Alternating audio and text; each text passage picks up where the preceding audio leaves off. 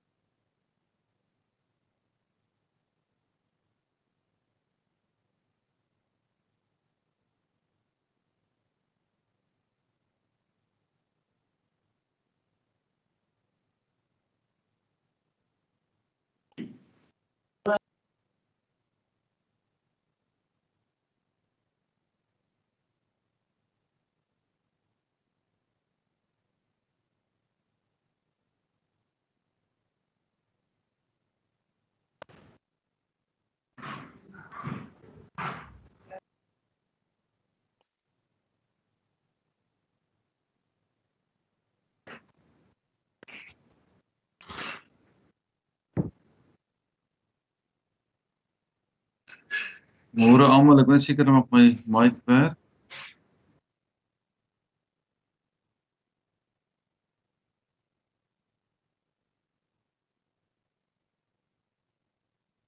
Môre Gert, dit werk. Everybody. Sorry, I had a bit of a problem with my own microphone there for a second. I'm now unmuted. This meeting is now in session. I'd like to take this opportunity to welcome Alderman van Wyk, Alderman Gericke, Alderman Kritzinger, Alderman Petrus, all the councillors, the administration, and also the public on the YouTube channel. Before we continue, I'd like to bring it to your attention that we've had a meeting with the whips prior to this, and that during the meeting, all the microphones will be muted. After the attendance register, we will be muting the microphones.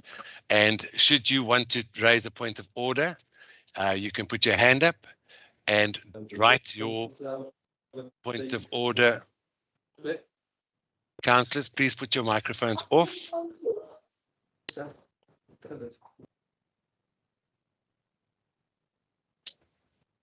Can we continue? Thank you. So without any further ado, as I said, you can write your points of order in the chat room. I will then attend to each of those points of order as and when they come up. Having said that, I'm going to ask Councillor De Toy to open for us in prayer so we can continue. Thank you, Speaker. Let's bow our heads.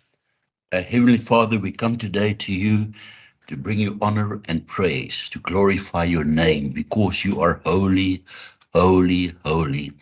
And because you are the Alpha and the Omega, the beginning and the end. Lord, we express that we need you every second of the day. We need you in this meeting today, in this council meeting. Lord, I'm praying that your presence will be felt upon each and every one, so that we can conduct this meeting in an orderly way, so that we give glory to your name. Lord, I'm praying that you will give us guidance and that you will lead us. Bless my fellow councillors and bless the staff of the municipality. Is my prayer in Jesus' name. Amen. Councillor Gom, can you please put your microphone off? Councillor Gom.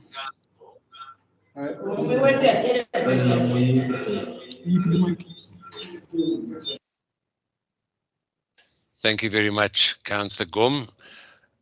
There will be item 2 on the agenda today is a mayoral address. There will be no mayoral address. We are therefore going to go on to the applications for leave of absence. Any leaves of absence? I have received none. Councillor Subter, do you have somebody that is going to be absent? Otherwise, I'm not going to recognize your hand at this stage. We're in the beginning of this meeting, Councillor. Any rules? I wanted a point of clarity. Councillor, I've explained to your chief whip or your whip of your party regarding how the meeting will take place today, and we will get to all that. We haven't even started the meeting yet, Councillor, so please let's get through the stuff on the agenda, and we will take. Are there any applications for leave? I've received none. MM, have you received any? Speaker, morning. No, I haven't. Thank you very much. Right. Can we therefore move on to the roll call? Can I ask the corporate services to do roll call for me, please?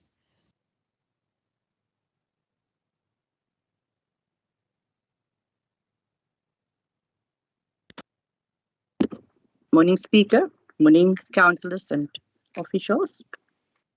Councillor Adams. Morning, Speaker. Morning, everyone. Hi, says I'm present. Councillor America.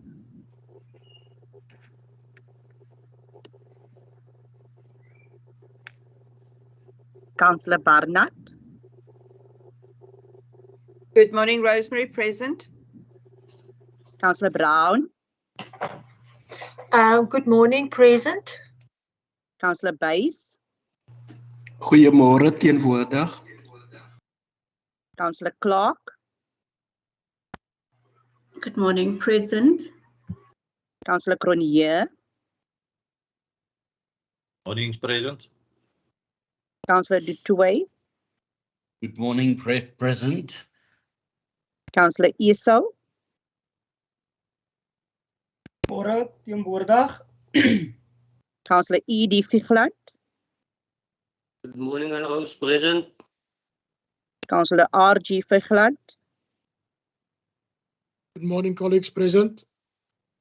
Councillor Fry, Good morning, present. Alderman Gericke, Yeah, hi, good morning, I'm present. Councillor Gom,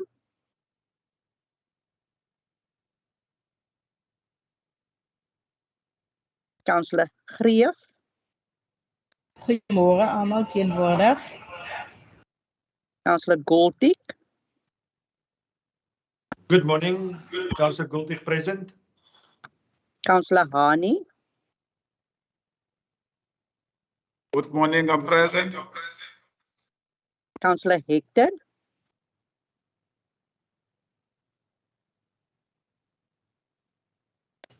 Teenwoordig. Councillor Heiser,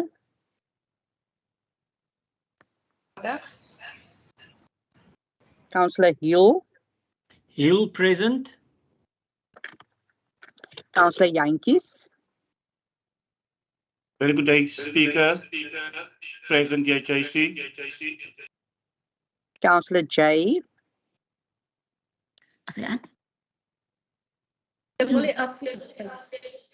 A very good morning to everyone. I'm present. Councillor Johnson, Morning, Speaker present. Councillor Kleinhans, Present. Alderman Kritzinger,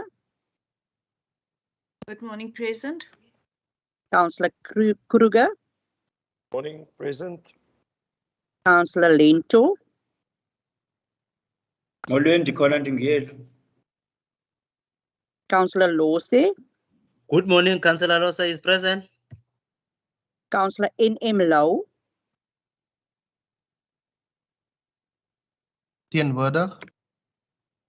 Councillor R.M.I. Lau, Goeiemôre teenwoordig. Councillor Mantrele, Molweni ndikhona. Councillor Mbete, Morning, Speaker. Morning, everyone. I'm present. Councillor E.T. Mdaka, Ndiyabulisa Somlomo, ndiyabulisa kuye wonke umuntu ondikhona. Councillor F. Mdaka, Ndimlona Rona Rosemary. Councillor Mrukule,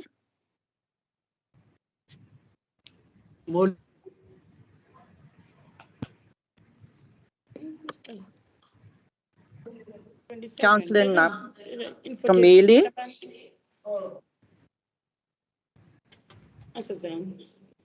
Good morning, everyone. Present. Councillor Neetland, Good morning, present. Councillor Niehaus, Goeiemôre, teenwoordig. Councillor Tondini, Good morning, I'm present. Alderman Petrus, Morning, Speaker and colleagues present. Councillor Katana,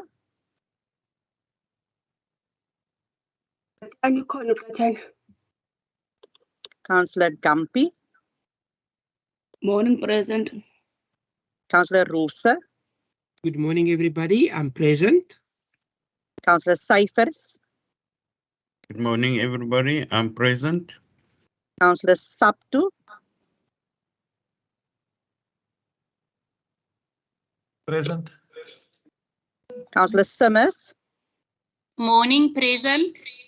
Councillor Smart, Van Sean se Good morning, dinge sal staan I didn't hear Councillor Smart, Good morning, I'm present. Councillor Snyman, Present. Councillor Titus,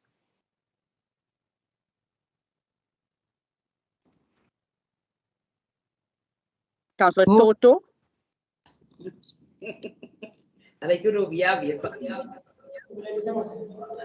Hartelijk goedemorgen, Rosemary. Ik wil net aan de speakers aandacht brengen dat I'm struggling to get into the meeting. I'm using Councillor Gom's laptop, but I'm present. Thank you. thank you. Councillor Van Niekerk, Exactly. I'm present. Ja. Something what Alderman says Van Wyk, Good morning, present. Councillor Von Brandes, Good morning, present. Councillor Wessels,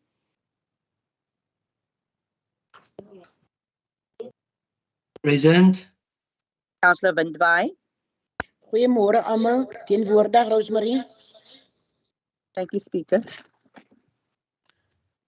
Thank you very much.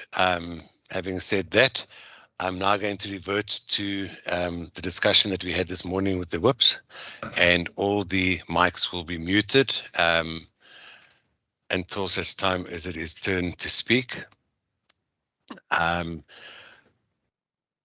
Item 5 of the item 4 of the agenda is official notices. I've received none, and there is none from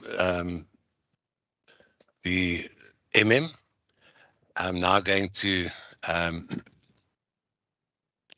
go to item 5.5, disclosure of interest by councillors.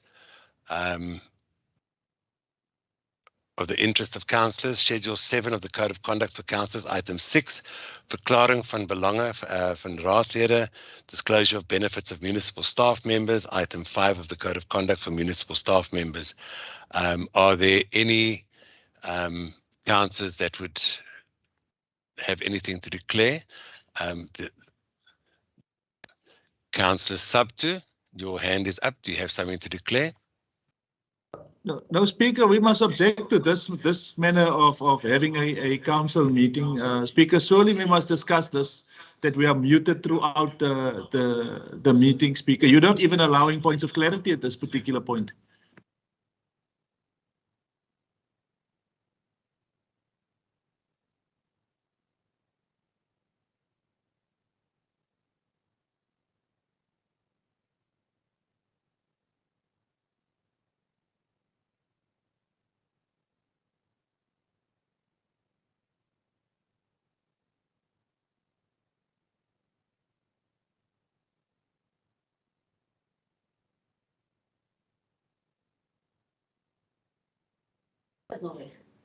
Did the Speaker disappear now? Councillor What is the Hector, point of us sitting in this meeting, Speaker, if we are not allowed to... Councillor Hector, we've just No, we started. object to the Speaker. I've made a ruling. My What is the ruling, rule? the ruling is that I will mute the microphones and I will unmute when it is necessary. This is That an is my unconstitutional ruling, It's Speaker. not unconstitutional. Councillor, you want to start? A meeting like this? This Councillor- apartheid meeting is not going to work.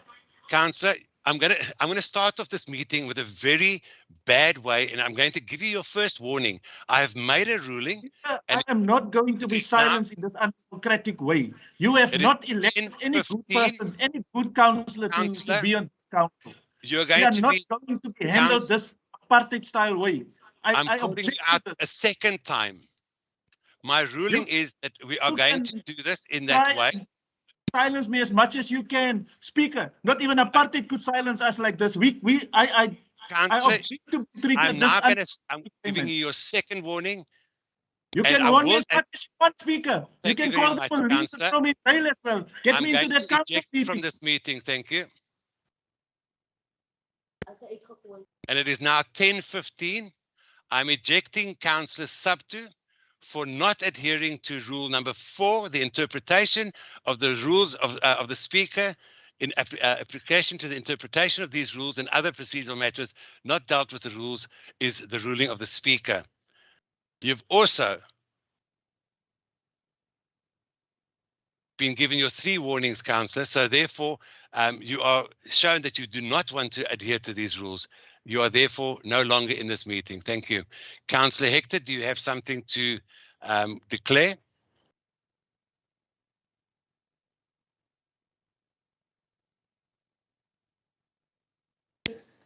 Councillor Hector, your hand is up to declare.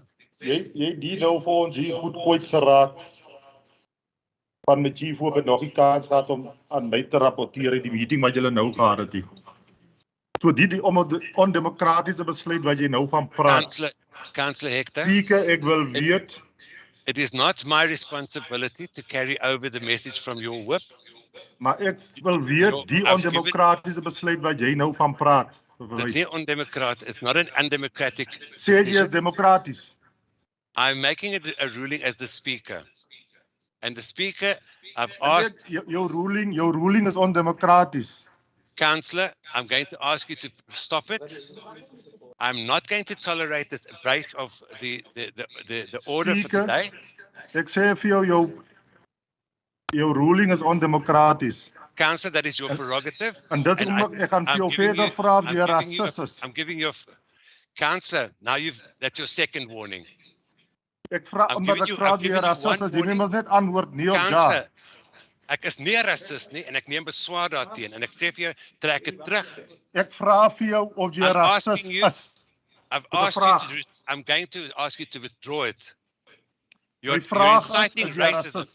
Councillor, I've answered your question. The Speaker can direct the member to withdraw any remark and I'm asking you to withdraw it right now. Ek het 'n remark gemaak hier. Ek het jou vrae gevra wat jy moet antwoord. I've answered you twice. I am not a racist. And if you persist, I'm going to charge you with item 27.4. Is jy nou besig om my te dreig? Nee, ek is nie besig om jou te dreig nie. Wat het jy nou gedoen? Wat het jy nou gedoen? I'm telling you in order. Jy sê jy gaan my charge. Wat het jy aan gedoen? I'm telling you now, I've given you 2 warnings. Jy tel nou, jy dreig nou nie meer nie. 2.74, I'm going to ask you to leave this meeting, please. You are disrupting this meeting and you're disregarding the Speaker's rulings. I'm therefore asking you to be removed from this council meeting. The time now is 10:19, Councillor Hector. You obviously have no regard for the rules of this council, and therefore you are now no longer a member of this council for today. Thank you. I'm going to ask again, are there any councillors with anything to declare? Otherwise, I'm moving on with this meeting. Thank you.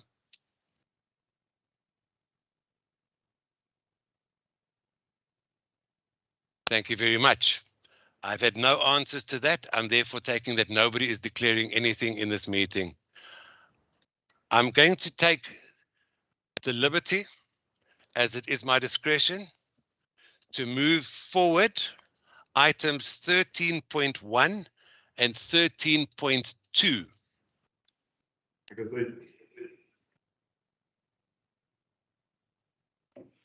I'm going to ask...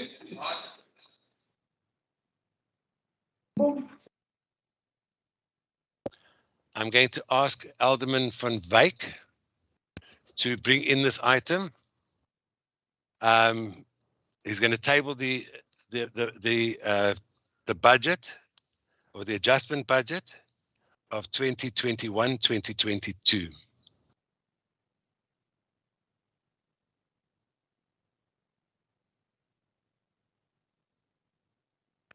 Good morning, Speaker.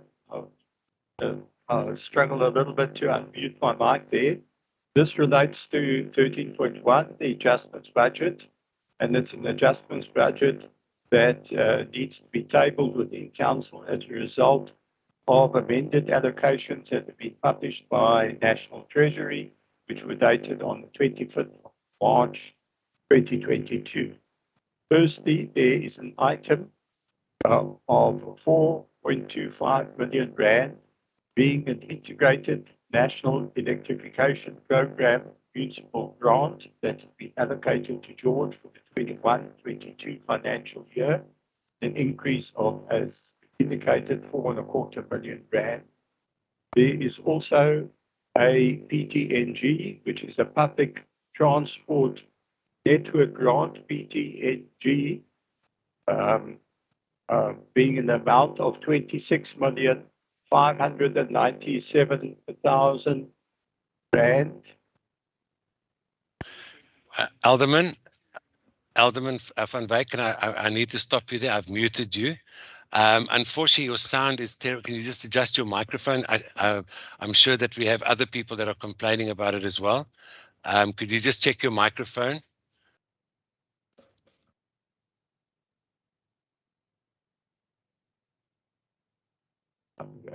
Testing now, speaker. Is that heard a little bit better? Slightly better, thank you. Okay, maybe I must just speak a little bit louder then. Possibly that will help. Right, I think I'm going ahead at 13.1. I'll just repeat then on the adjustment budget for 21-22. And this relates to amended allocations that were published by National Treasury dated the 25th of March 2022. There's an annexure to our agenda that sets out the details for all of those adjustments made by National Treasury as it affects George. It is an increase of 4,250,000 of an INAP grant, which is the Integrated National Electrification Program Municipal Grant for this financial year, 21-22.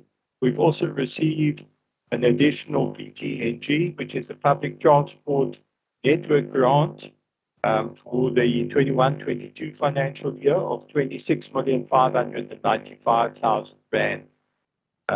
We've also received a transfer, which is a transfer payment regulation, transfer payment agreement set out as part of Regulation 23.3, where we've received from Kruger District Municipality an amount of 1 million rand that will be a contribution towards the micro enterprise facilities at Buckelsdorp, which will allocate trading space to informal traders. Thank you, Speaker.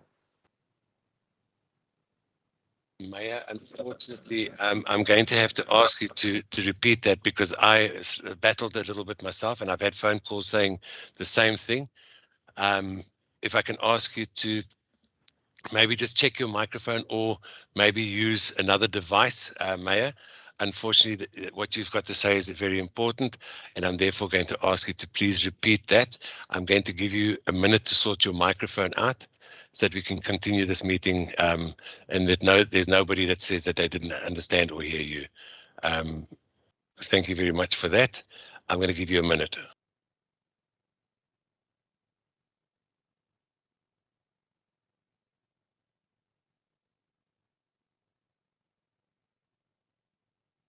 Speaker, I'm going to try and not use my headphones. I'm not sure if that is possibly part of the problem. So let me just repeat then 13.1, the adjustments budget for 21-22 for that we need to table within council, and this results from the notification in terms of the National Treasury Gazette dated 25 March 2022, and we've received an additional 4,250,000 in the form of an INAP grant, which is an Integrated National Electrification Program Municipal Grant. And then secondly, we've received an additional 26,597,000 rand in the form of a public transport network grant, also for the 21-22 financial year. The third item relates to a transfer payment agreement in terms of a transfer of 1 million rand from the Garden Route District Municipality that came through in March 2022 as a contribution towards the micro enterprise facilities at Puckelsdorp, which will allocate trading space to informal traders. So that is what I'm tabling at this stage, Speaker. Thank you very much. Thank you very much, Alderman. In order to bring this item in, the first person to speak on this item is Councillor Wessels. We're speaking on item 3.1, the adjustment budget 21-22 on the 28th of April. You have 3 minutes, please, Councillor. Thank you very much, Speaker, and also thank you to the Mayor for the tabling and the detail on these adjustments. I maybe would just like to take council back a couple of years when George Municipality was having to pay back grants due to the inability of spending. I would with this like to congratulate Dr. Gratz and the whole of the administration on the turnaround, where we can now see and council can take note that the municipality are now on the receiving end of receiving additional grants. This is not the first time this has happened. It's happened a couple of times in the last 12 or 24 months. And this purely speaks to the delivery, the ability to deliver services for the communities. Communities will greatly benefit from the 26.3 million rand of additional funding that is being received. And then with this, I recommend A, B, and C at the top of page 299. Thank you very much. Thank you very much, Councillor. The next person to speak on this item will be Councillor Lentu from the ANC. Councillor, you can unmute your mic and you have 2 minutes, please.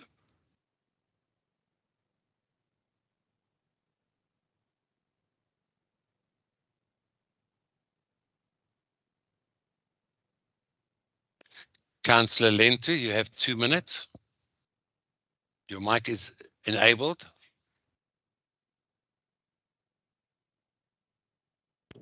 Okay, morning. Okay. Morning, Speaker. Morning. Mr. Speaker. I can hear you. You've got 2 minutes, Councillor. Okay. Good day, Speaker. The service delivery is very poor in our area. We as the ANC, we do not support the recommendation to amend the service delivery implementation budget. But Speaker, there's nothing speaks about the housing. And now at the same time, we are in need of those things. We are in need of the campus. We are in need of the temporary structures. We are sitting with the shacks that was banned long time ago, like last year. There's a lady in Dube and Telkom, and she's stranded now in Thembalethu. Nothing has been done, and nothing is on the budget about Gunplus. Your budget speak only about those soup kitchens in Thembalethu, whereby nitshisa abantu bakuthi iqotyile lesuphu, and you don't buy the Gunplus. So we as ANC, we don't support. Thank you. Thank you, Councillor Lentu.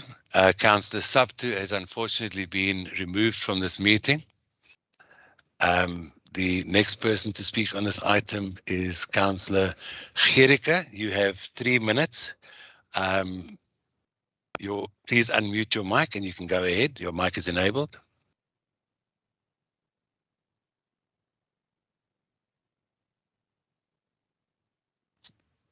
Alderman, you may go ahead.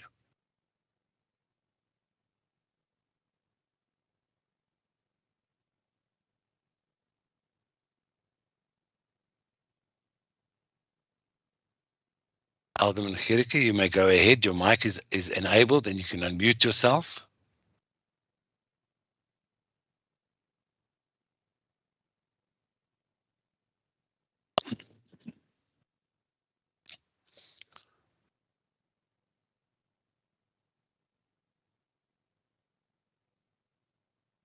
Councillor Gericke, Alderman Gericke.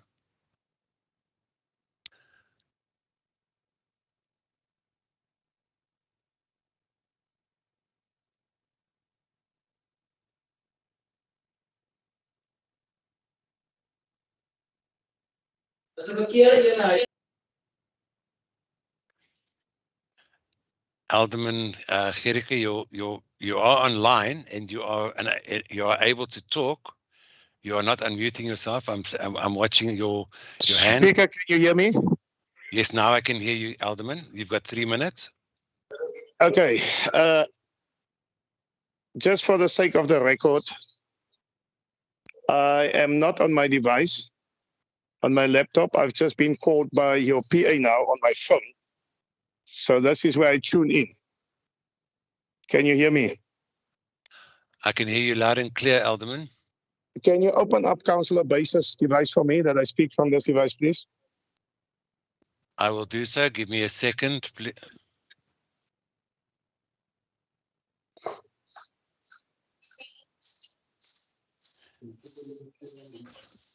You can unmute yourself, Alderman. I can still not unmute. It does not highlight here. The mic doesn't highlight.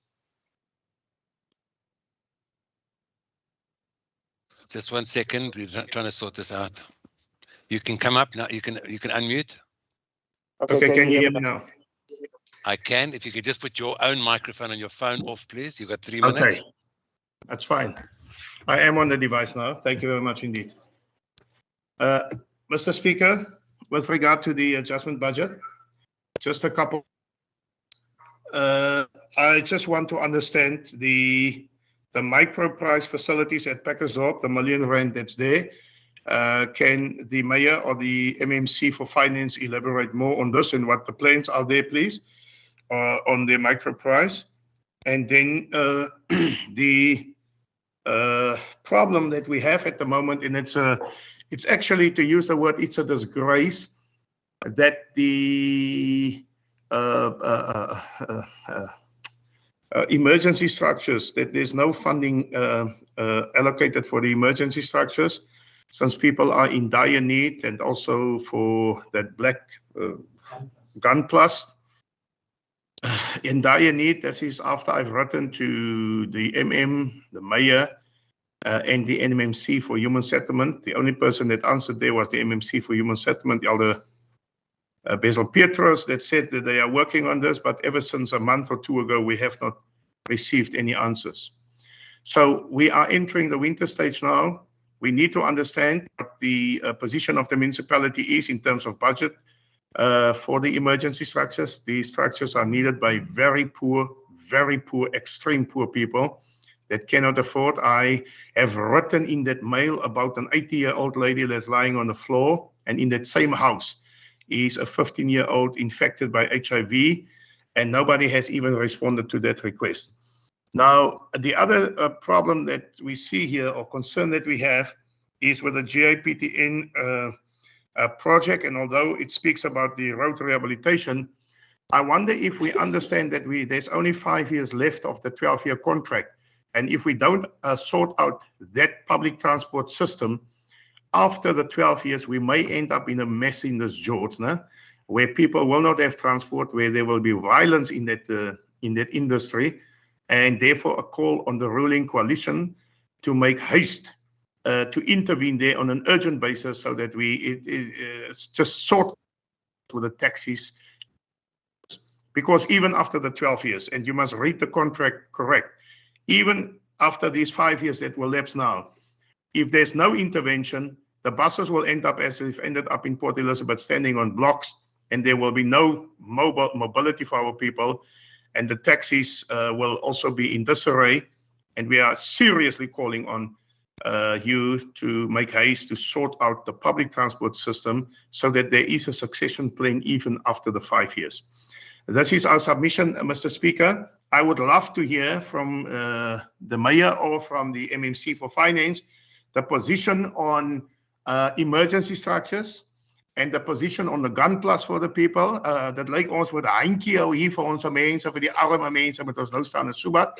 I understand that the budget has been allocated previously to chemical toilets, and the MEC for human settlement in the province has said now he's not going to allocate money anymore. Now, what is the position of the George municipality from their own budget in terms of environment, or in terms of allocating funds for those emergency cases extreme Councillor, emergency cases. Time, you can wrap up. That's fine, thank you. Thank you very much, Alderman. Before we continue, Mr. Pollis, welcome back. I believe there was an Afrikaans section in that. If you could just translate the Afrikaans for us. And I do apologize to Councillor Camille. I did not translate the interaction between myself and a previous councillor who spoke in Afrikaans, basically because it was ruled as null and void, and he has been taken out of the meeting. So, Mr. Pollis, could you please translate the Afrikaans sentence that was made there, please? Thank you. Good morning, Speaker. Morning, councillors.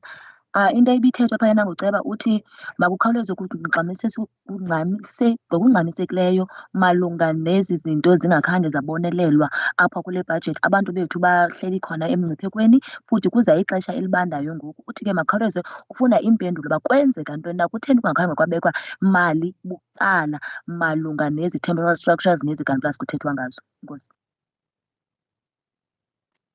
Thank you very much, Mr. Pollis. Can I please ask Councillor Wessels as the MMC to reply to the questions that were asked? Yes, thank you very much, Speaker. With regards to the SMME facility that's being budgeted for in Packelsdorp, that is something that I personally am extremely excited about. The Economic Development Department, led by Ms. Waring and Dr. Kwesiharov, there's been a number of public engagement with the residents of Packelsdorp, the business chambers, as well as he's known as Bill. He's currently renting or occupying the tourism office there, running a coffee shop from George Tourism Office. So just next to that, there is a vacant piece of land, and council will remember that we established over there, we established the first informal trading stands just off the park over there. I am on a couple of groups of which the traders from that informal trading stands is operating, and it does seem to be a fairly big success story. This SMME project is now basically phase 2 of, let's call it, creating a SMME zone or node, for the lack of a better term, for Packelsdorp. I believe it's important that we create these sort of small business nodes and zones in order to create secondary economies within all areas and taking jobs to the people, rather than them moving, trying to get into a mainstream. So it's very much almost like building platforms to get small businesses into the mainstream economy. So this will consist from various buildings. I know the department has been in talks with the heritage committees to ensure that we meet all of those standards. But it's really to create a nice, busy, small business, small and medium business enterprise facility within Packelsdorp. So I don't know if Ms. Waring would like to maybe elaborate a little bit on that, but that is personally something that I'm extremely excited about in breathing life into the retail sector and into the economy of Packelsdorp. I think it's very much long overdue. I believe that is what I was supposed to answer to. I'm going to maybe with regards to this adjustment budget is specifically funding that is allocated for specific projects. Alderman Gericke is welcome to maybe write a question that can be dealt with in another council meeting regarding the GAM Plus, etc. But what I can say is that we have budgeted in the new financial year the delivering of basic services, and obviously that for George Municipality is of utmost importance. But there has been budgeted for, in the new budget as well. But maybe that that doesn't quite deal with the item at hand currently. Thank you very much, Speaker. Thank you very much, Councillor Wessels. I see that Councillor Base's hand is up, but I understand that Councillor Alderman Gericke is using that device. Does that answer your question, Alderman? Can we move forward, yes, please? Speaker. No, I'm not going to waste time. Just hold for me. I was just going to ask you to say we appreciate the initiative there, Councillor Dirk. I was just going to ask you, hold on, sir, please. I was just going to ask you, we are from the planners, that there is no space for parking. Then on the gun plus, I'm not going to write again. Alderman, I have to be fair. Alderman, I have to be fair. You have had your 3 minutes, and the questions were answered. So I'm going to have to move on in order. The questions were not answered. You're setting up something that doesn't have parking. It doesn't make space for parking. So let the Councillor Wessels answer us on the parking. Alderman, he's answered the questions as he could. He has not answered the questions, sir. Alderman? He has not answered on the Go George public transport system also. Councillor Wessels, could you just finalize that question, the answer there, please? Thank you.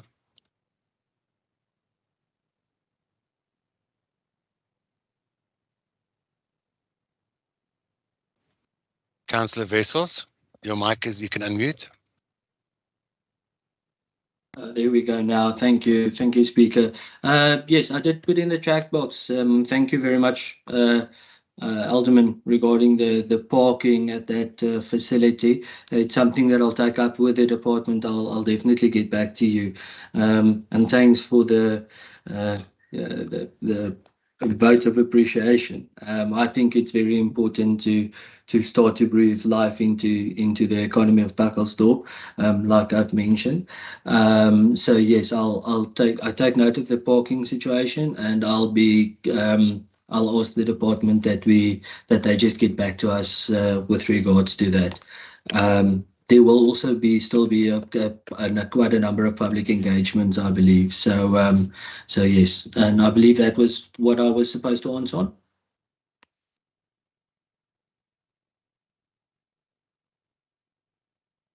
Thank you, Councillor Wessels. I trust that has answered all the questions.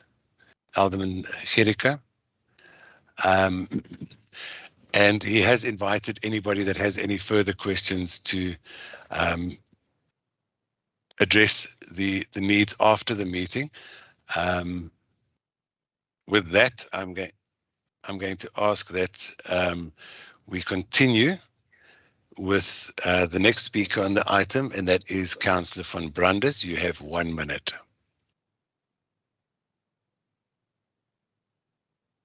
Thank you very much, Speaker. I just want to thank again the administration for all they have done in ensuring good financial management in regards to grants.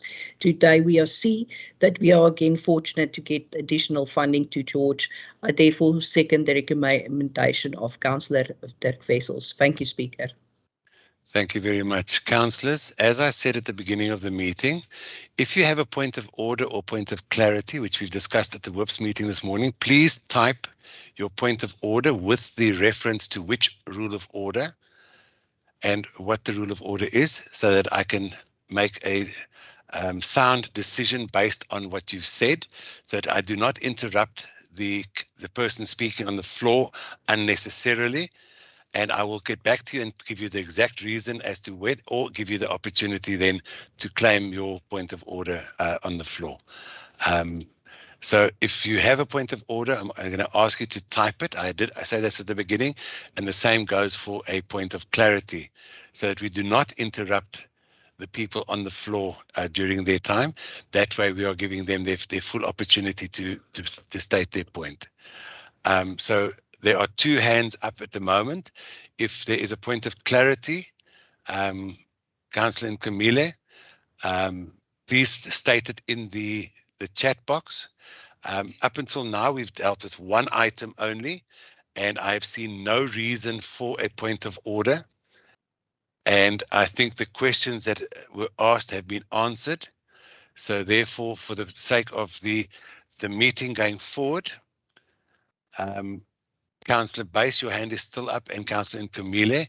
I don't see anything in the chat box, so I'm going to move forward, and I'm going to ask then for the Alderman van Wyk to go ahead with item 13.2, the quarterly budget monitoring report for January, March 2022.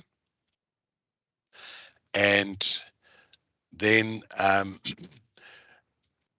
Alderman van Wyk, you can go ahead.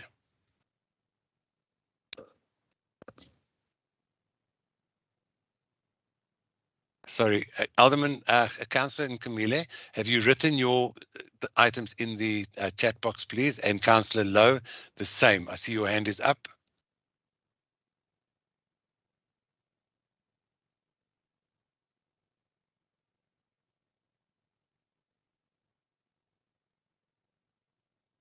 May I go ahead, Speaker? Am I audible using my headphones? Unfortunately, Alderman. Okay, I'm going to dispense with my headphones and then go ahead ordinarily. So I'm here with tabling the quarterly monitoring report for the 3rd quarter up to March 2022. I believe our finances are in a very stable situation. And I think if we look at operating income and operating expenditure, we will notice that we are within, we're 1% ahead in terms of revenue, and we're about 2% behind in terms of operating expenditure. So that is a very sound position to be in. With regards to our capital expenditure, we had a plan to date of 218 million, and we've achieved just short of 216 million. So we're about 1% out over there. Naturally, in this last quarter, we've got a fair amount of work to be done, well over 250 million. And I believe that the administration will make all efforts there to ensure that that money is spent. I just want to spend some time on the important aspect of debtors collection in tabling this quarter's report.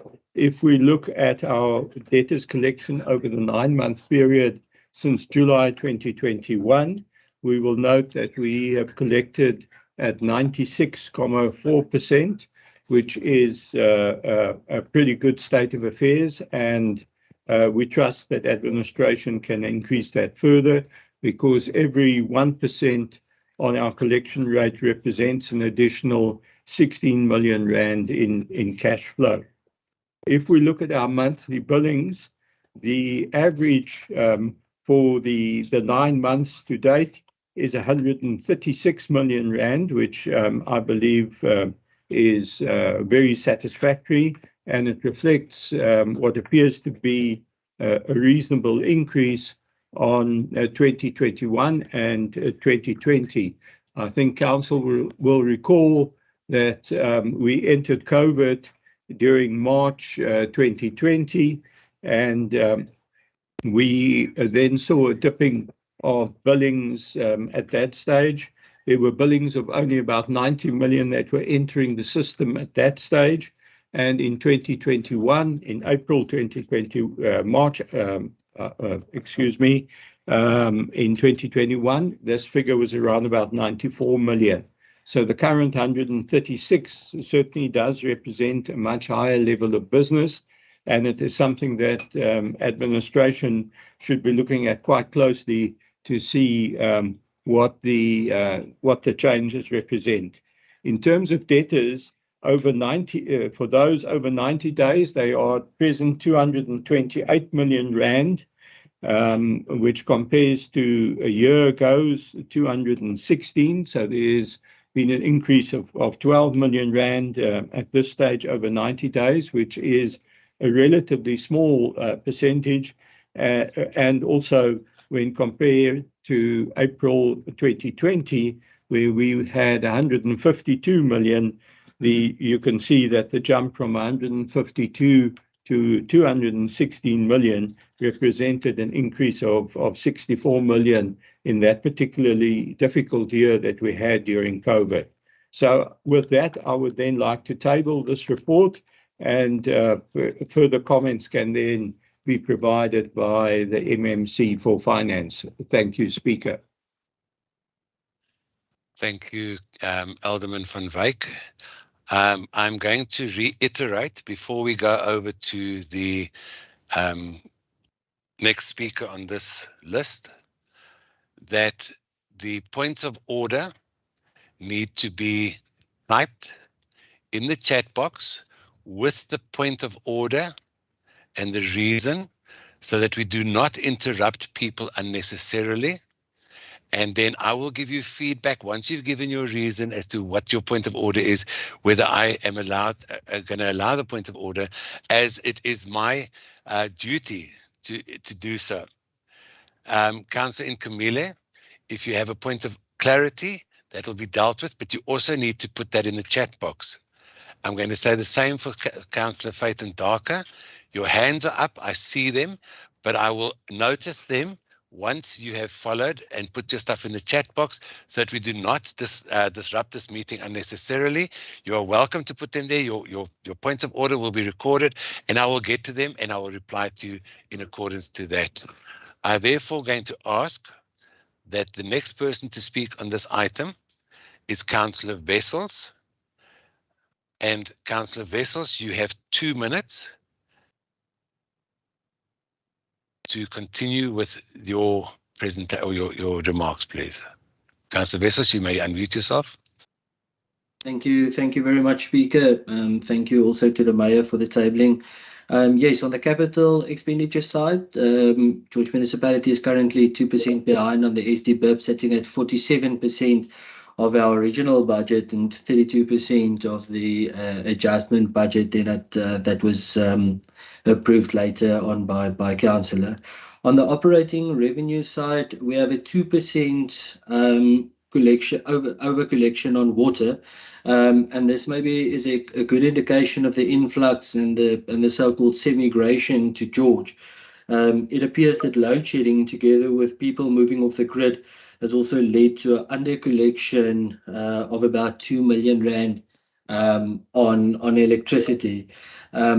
Maybe for council, this then speaks to the relevance of the new draft budget that was proposed and adopted by council, and speaks to the importance of the solar power plant, and also the importance of the BFI project, which will ensure that we secure our various income sources.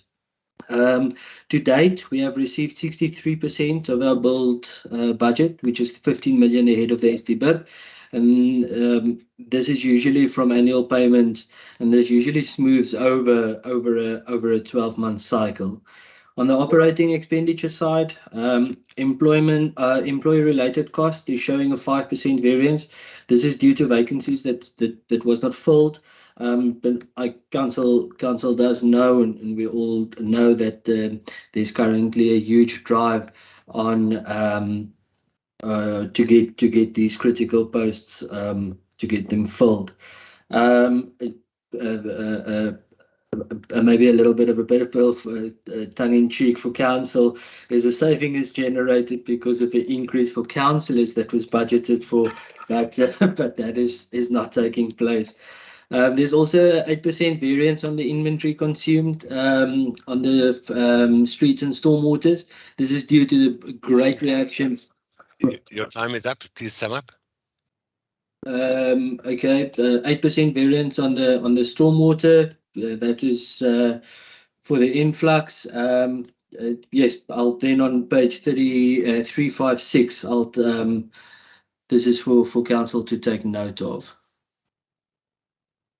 Thank you, Councillor Wessels. Your time is now completely up. Thank you very much. The next person to speak on this item, excuse me, is Councillor Nkamile. Councillor, you have 1 minute. Please go ahead. You are your mic is activated. You may unmute yourself. Continue.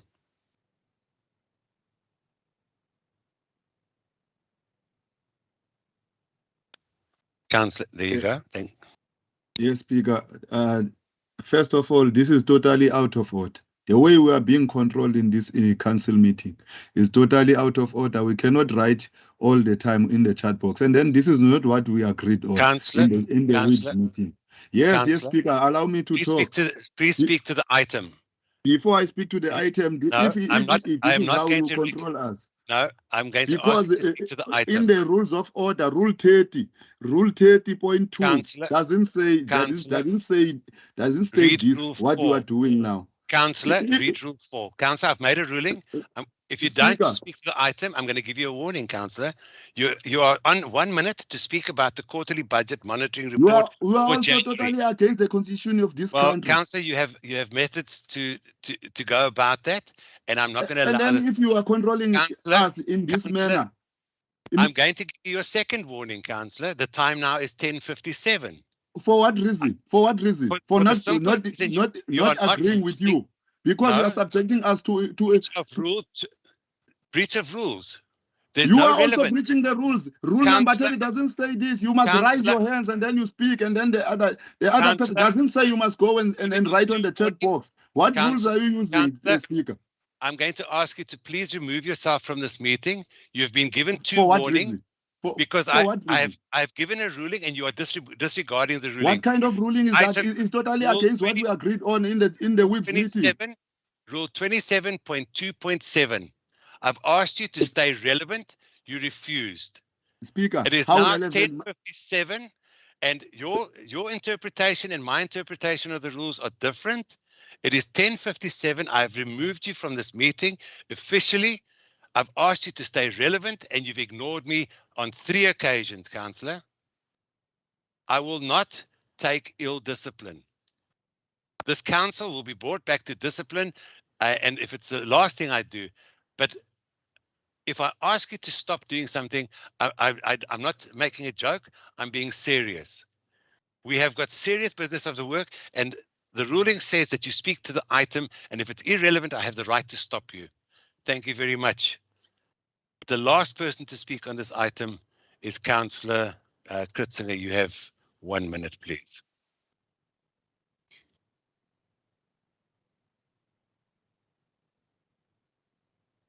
Councillor Kritzinger, you can unmute yourself.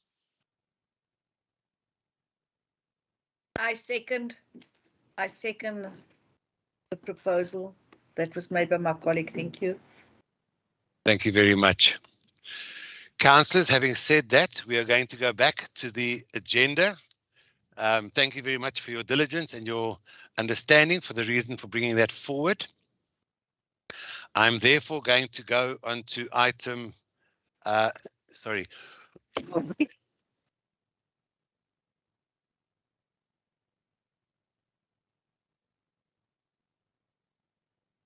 Item 6.1, minutes of the ordinary council meetings held on the 25th of March. Can we adopt them?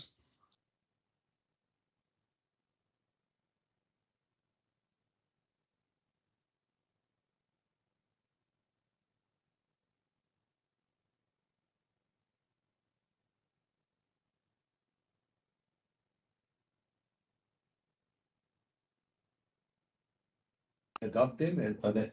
I suggest we accept the minutes, Speaker. I'd like to second that proposal. Thank you. Van Councillor Gultig. Thank you. All the microphones are on. The second one is 6.2 minutes of a special e-council meeting held on the 28th of March. Can we adopt those minutes, please? Barnard will adopt. I'll second. Sorry, I didn't get who got. I got two. I think that was Councillor Brown was one of the seconded. It's okay, Councillor Neethling, yeah. Okay, seconded by Councillor Neethling.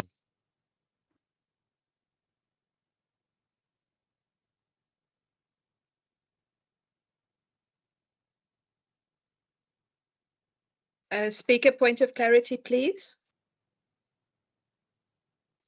Councillor, did you write it in the chat box? Sorry, Councillor Lowe, your hand is up. We've adopted that. Is there a point of clarity?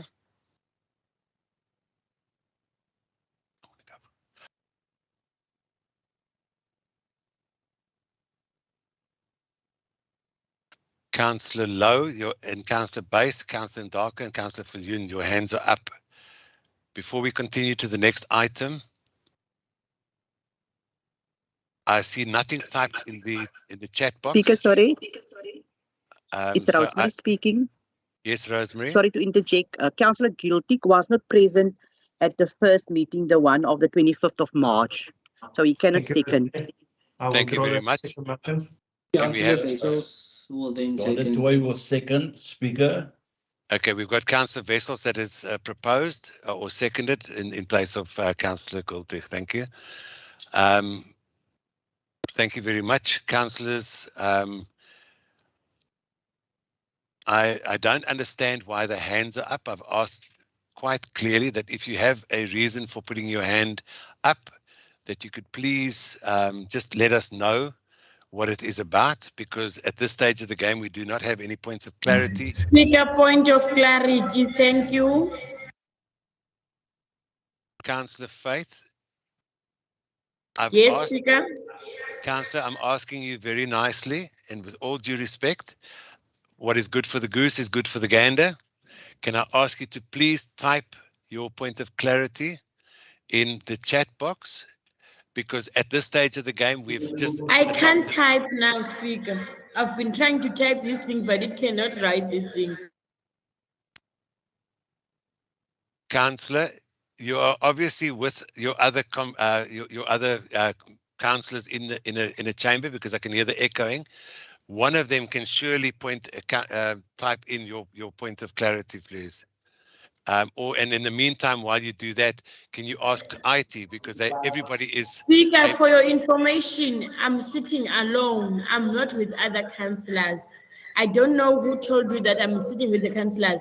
You are starting again with me. Please, Speaker. Councillor Ndaka, I can actually hear the echo. So I'm not talking, I can actually hear the echo in the microphone. So, Councillor, we have adopted the minutes. Speaker, I didn't say you are talking nonsense. I'm saying that it's a lie that I'm sitting with other councillors. Maybe I'm in the place where there are other people, but not the other councillors. That is a lie.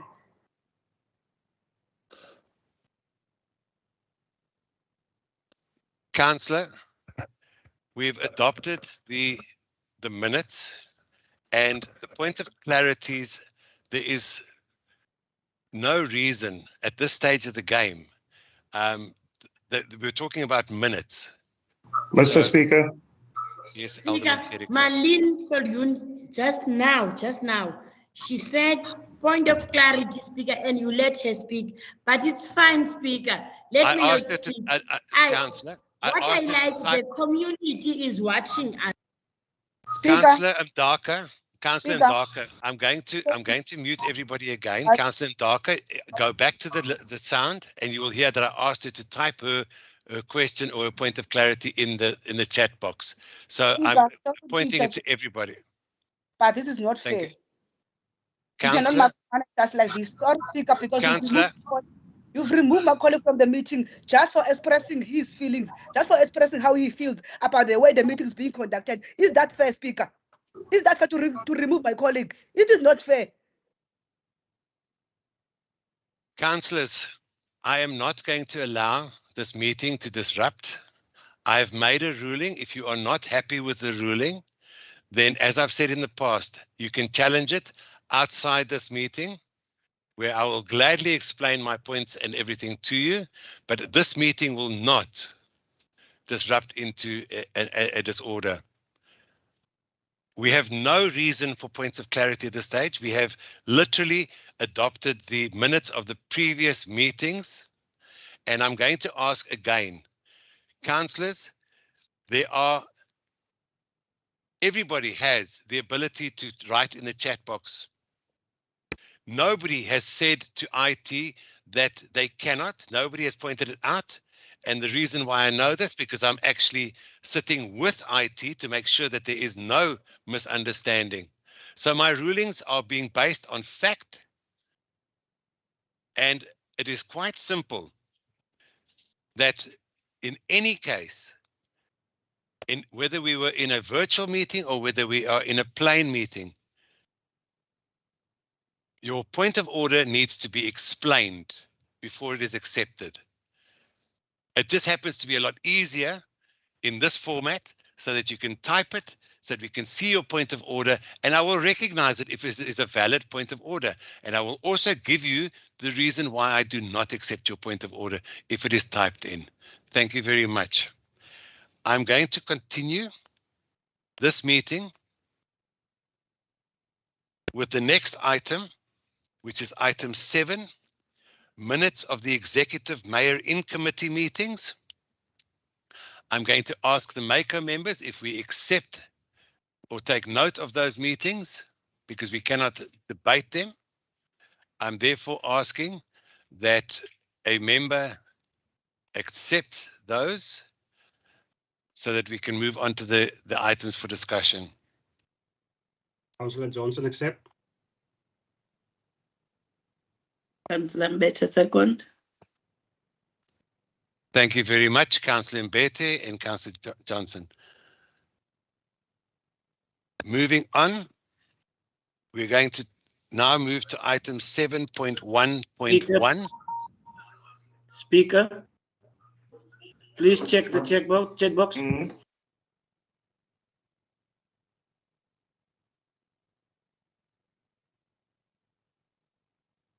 Councillor, I have made a ruling on putting that in the chat box. That is a ruling which I am entitled to make, and at the discretion of the speaker. And if you'd like me to read out everything for you, I will gladly do so, Councillor Kleinans. And it says there, the ruling of the speaker in regard to the application or interpretation of these rules and other procedural matters not dealt with in the rules of order is, once he or she has given his or her reasons, final and binding. I therefore... But Speaker, you cannot stifle debate like this. This is undemocratic, Speaker. You cannot bind the rules. You cannot change the rules of council alone, Speaker. Councillor. You cannot do this, Speaker. That you conduct a meeting like this. You can chuck me out of this meeting, but you are unconstitutional. You are undemocratic. You are just like Verwoerd. You can. Councillor, once again, you obviously do not understand that the rules are there for everybody. And I will not tolerate anybody breaking those rules, and whether doesn't matter who they are.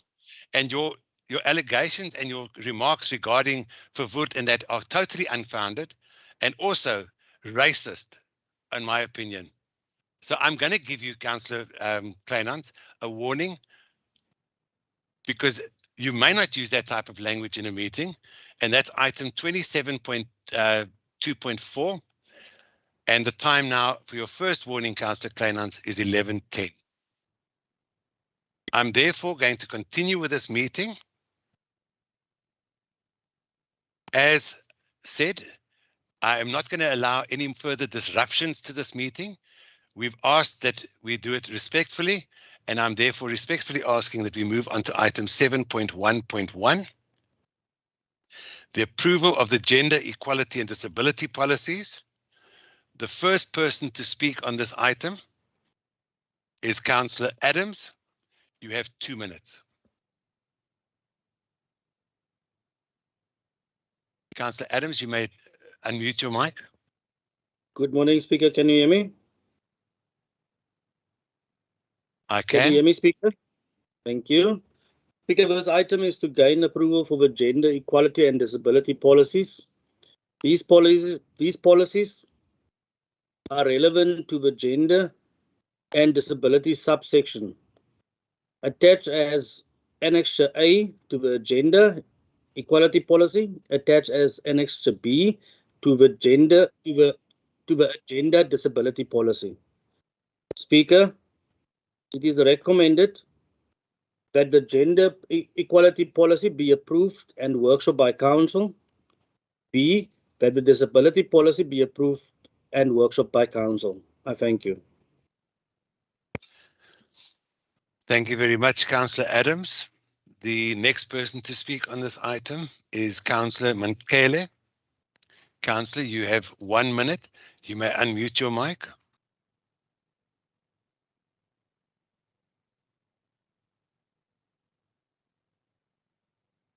Councillor Mankele, you are in control of your microphone. You may unmute it.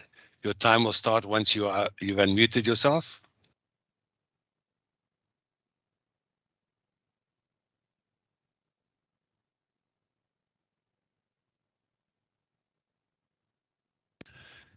Councillor Mankele from the ANC, your mic is enabled. You are able to unmute yourself and you have 1 minute, please.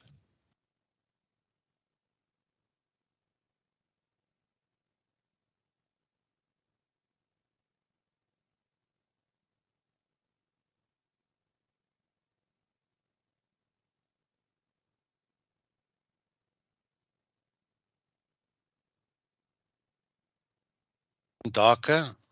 I see that you're saying that we must mute Councillor. I don't understand. Councillor Mankele is talking. In other words, as the chief of the ANC, are you then saying that he's not going to talk? I don't understand what he's saying there. We're going to move on. The next person to speak on this item then is Councillor Lowe. You have 30 seconds to discuss the approval and gender equality and disability policy. Councillor Lowe, your mic is enabled. You may go ahead.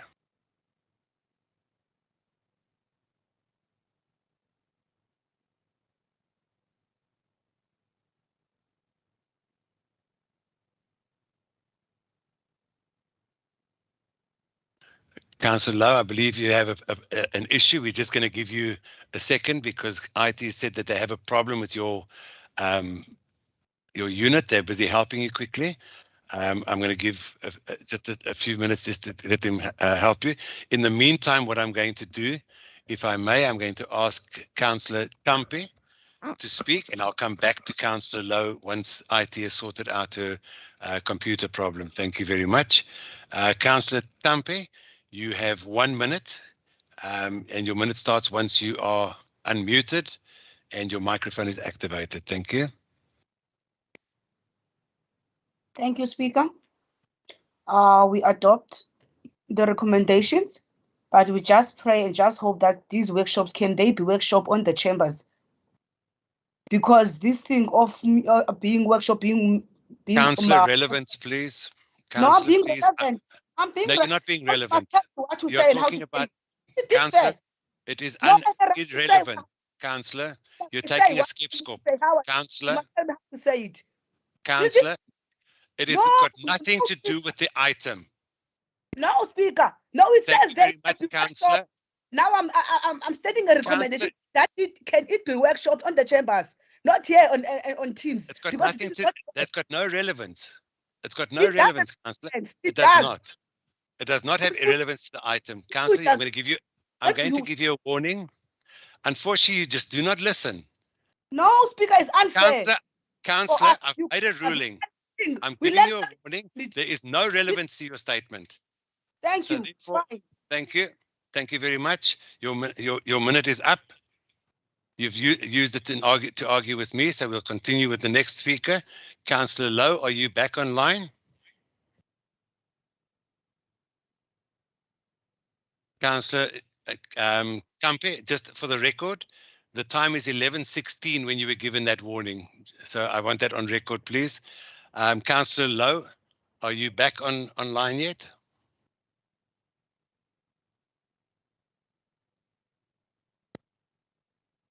Can Councillor Lowe continue from another device? If anyone else is there, I'd like her to give Eva 30 seconds.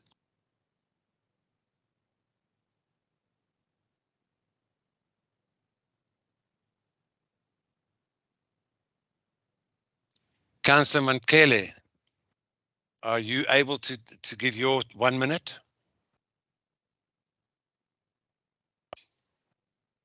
Councillor Mankele, you have 1 minute. Okay. Anifuni ngithethe okunimvala. Good morning, Speaker and everyone.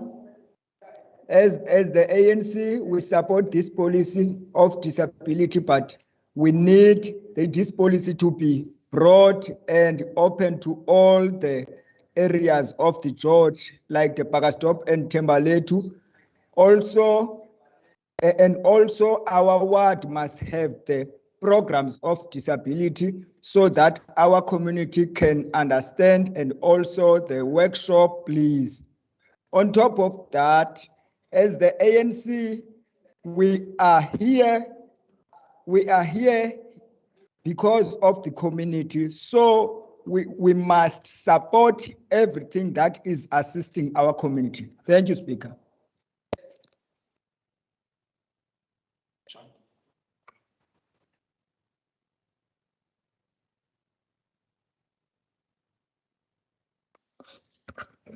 Councillor, thank you very much. I'm going to try Councillor Lowe. Your microphone is enabled. All you need to do is push the unmute button and you have 30 seconds, Councillor Lowe.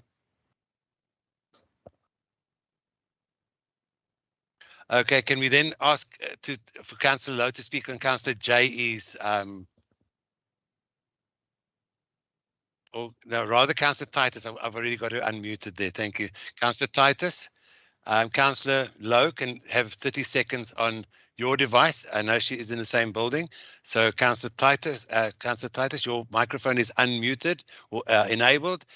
Councillor Rosa Lowe, you can now speak on that device to bring in your 30 seconds. Speaker, op die punt wil ek graag sê dat alle beleide op die agenda moet eers na behore gewerkswinkel word en dan goedgekeur word deur die raad en nie andersom nie. Dit is mos hoe dit gebeur. Ons werkswinkel is 'n item of 'n beleid en dan word dit goedgekeur deur die raad, nie eers goedgekeur en dan vir werkswinkel word nie. Want dit is ook wat dit verstaan op die punt. Dankie. Thank you, Councillor Lowe. Your point is noted. The next person to speak on this item is the last person to speak on the item, and that is Councillor M. Roelofse.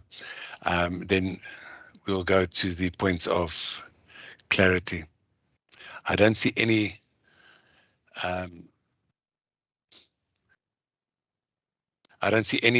discussions. Before we do that, can we just have Miss Apollos to do the translation, please?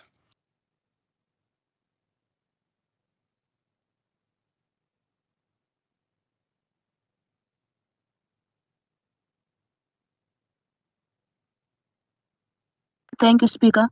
Ukansela lo uthi ipolicy zonke ezilapha kwi-agenda funeka ziqale zisiwe kwi-workshop okanye zisiwe kucweyo phambi kokubana zizo-approva libhunga.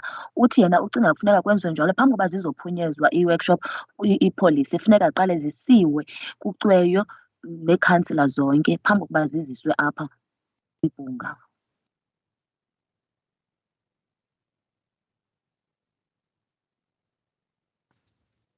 Thank you very much. Councillor Roelofse. Thank you, Speaker. Good morning, everybody. People living with disabilities are some of the most vulnerable and neglected communities within our society. They have much to offer and are being marginalized and neglected, and their priorities are not always noted, especially when it comes to housing, job opportunities, and local economic developments. Therefore, as George Municipality, we must advocate for the rights and needs of people living with disabilities in all our policies, services rendered, and all initiatives that we embark on. I therefore second the proposal of Councillor Adams that the disability policy as well as the gender equality policy be workshopped thoroughly by Council and adopted. I so resolve. Thank you, Speaker. Thank you, Councillor Rulofse. We therefore are all in favour. Can we then move on to item 7.1.2, the George Youth Policy, on pages 86 to 89 of the agenda. The first person to speak on this item is Councillor Adams. You have 2 minutes. Thank you very much, Speaker. Speaker, our youth is our future leaders of tomorrow. All our youth in all our areas. The purpose of this report, Speaker, is for Council to approve and adopt the George Youth Policy. The recommendation is therefore that the George Youth Policy be approved and adopted by Council. Thank you. Councillor, thank you very much. The next person to speak on this item is Councillor Gom. I realize that you've had a problem and you've just come back into the meeting. Obviously, the signal is not that great. However, your mic is enabled and you have 2 minutes, which will start the second your microphone is unmuted. You may continue. You have 2 minutes.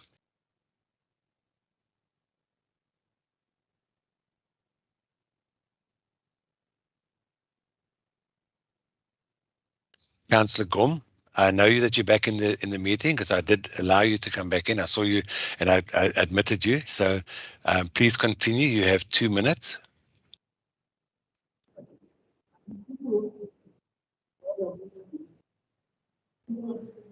Thank you, Speaker.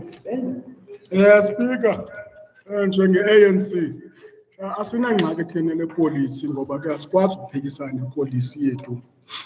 Kodwa ke Speaker, umbuzo mna endinawo izawuvela phi ibhajethi yale polisi? If siyaxephela, most yabantu abavotileyo for imibutho yethu ngabantu abatsha. As we all know ukuthi abantu abatsha balikamva leli lizwe. Umbuzo ngendawo Speaker uthi le policy bendicela mna iqale workshop for i-councillors so that sizoyi-understanda so yonke nezinto eziqulunqwe kuyo. Isengako Speaker endinayo, enkosi.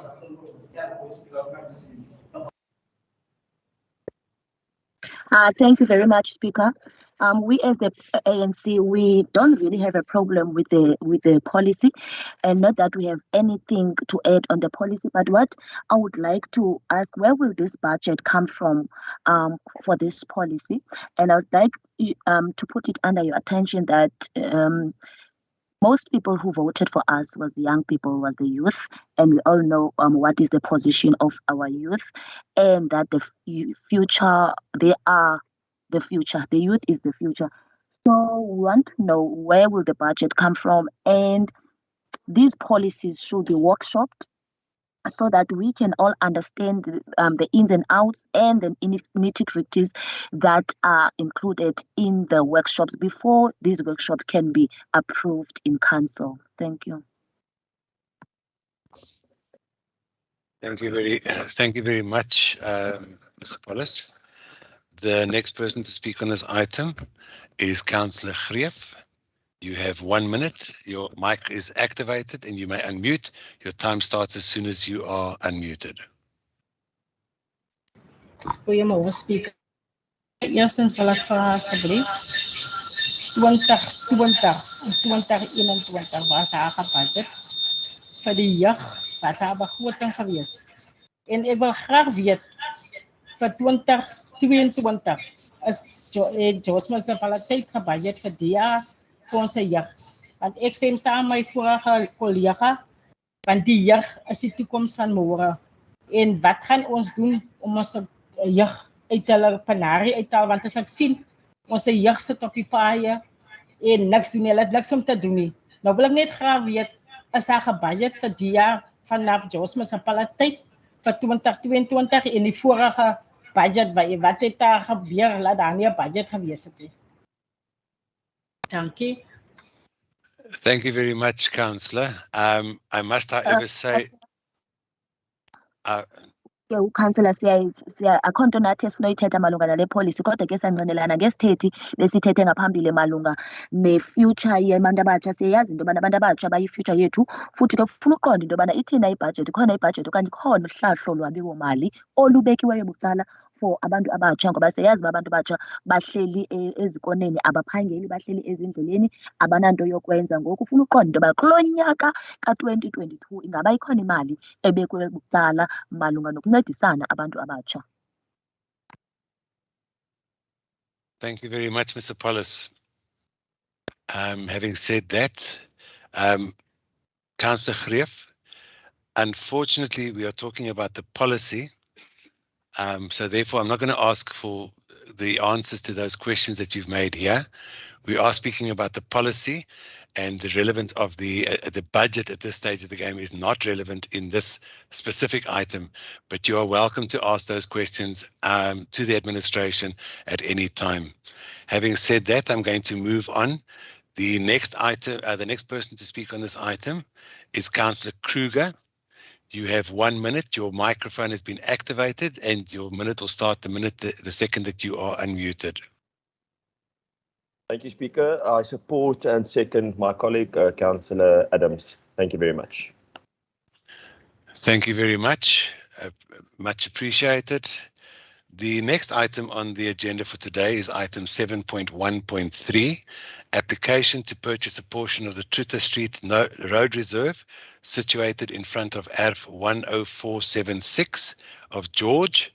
I have this as a no debate, so therefore it is passed and as recommended. We're going to continue with item 7.1.4. The application for the expansion of Bill Blocks Daycare Centre on a portion of the public open space ARF 14950, George, situated in Frisia Avenue, Groeneweide Park. I have this as a no debate as well. We therefore, as council, adopt this item as well. And that leaves us to move on to item 7.1.5, the proposed planning and development of micro enterprise facilities at 1805 Uniondale. The first person to speak on this item is Councillor Wessels. Councillor Wessels, you have 2 minutes, and your microphone is now activated, and you may continue, and your time starts the minute you are unmuted. Thank you very much, Speaker. Yes, this is another great win for economic development and the residents of Uniondale as a whole. Earlier in the council, we handled the same for a Pakkalsdorp item, and this is the start of a process which will include the public participation in ensuring that we speak to the needs of the small business owners and the upcoming entrepreneurs in Uniondale. Obviously, as per the recommendation, this will only happen over the next 24 months. So we are very much in the beginning of a process. But I must say that I'm extremely excited for Uniondale to start to do some serious work in uplifting the economic situation within Uniondale. So I thus propose the recommendation, Speaker. Thank you very much. Thank you very much, Councillor Wessels. The next person to speak on this item is the ANC. We have Councillor J. Esu. Councillor, your microphone is activated. You have 2 minutes, and the time starts the minute you are unmuted. Thank you. You may unmute your microphone and continue.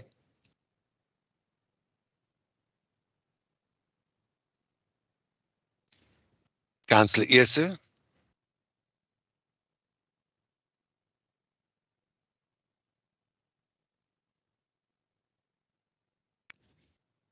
Councillor Esu from the ANC. Your microphone is activated. You just need to push the unmute it. I know that you're sitting in the, as far as I understand, you are in the rural areas. Councillor Esu, can I ask the next person to speak? And I'm going to get IT to contact you to find out what the problem is. Please give, I'm going to take the liberty in order to get this meeting moving forward. I'm going to ask Councillor Kleinhans to intervene here for his speaking turn. And then I'm going to come back to Councillor Esu once Councillor Kleinhans has continued. Councillor Esu, your microphone is activated. You have 2 minutes, please. It starts when you unmute it.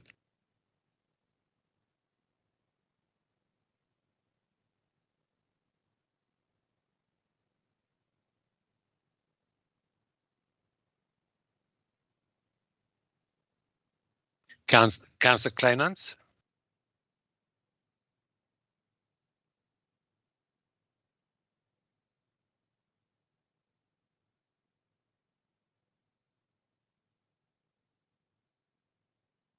Councillor Kleinhans, I see you are in the meeting. Your microphone is activated, but I do not see you unmuting yourself.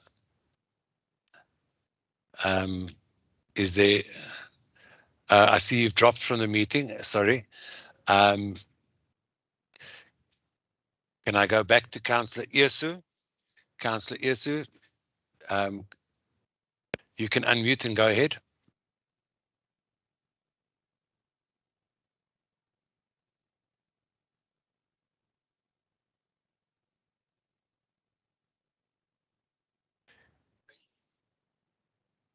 Councillor Esu, you have to unmute yourself, please. You are in the meeting. I don't understand what is going on now. All of a sudden, the councillors seem to have a problem. We've had no other problems this morning.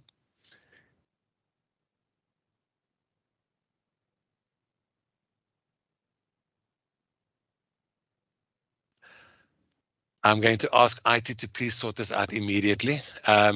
In the meantime, I'm going to ask Councillor Kampi, you have 1 minute to speak on the proposed planning and development of micro-enterprise facilities. Your time starts as soon as your microphone is unmuted.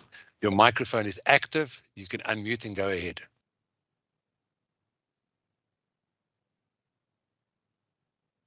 Thank you, Speaker. Now we adopt the recommendations, and also we'd like to say that it is a great thing that at once Uniondale is not being isolated as being a small town that is still under developing. So at least we can see now changes are happening, and there will be job opportunities that are taking place, since we know that many people there are not working. So at least this will bring about a bread at the table for most of them. Thank you. Thank you, Councillor. I'm going to go back to Councillor Esu from the ANC. Councillor, your microphone is active and you are in the meeting. Councillor Faith Mdaka, can I ask, there is a problem with his setup.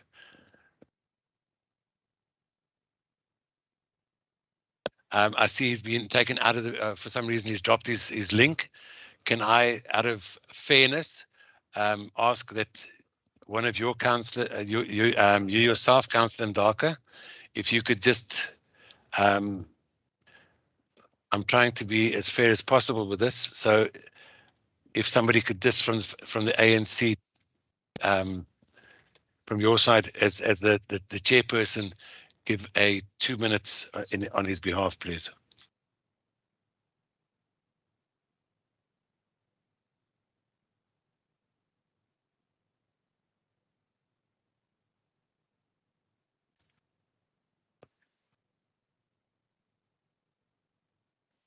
Councillor Ndaka, you are your microphone is unmuted, and enabled, you can unmute yourself and you have 2 minutes. Thank you, Speaker. Is it 7.1.5? That's correct, Councillor. Okay. Oh, Speaker, today you are fair to me. Okay. As the ANC, we support.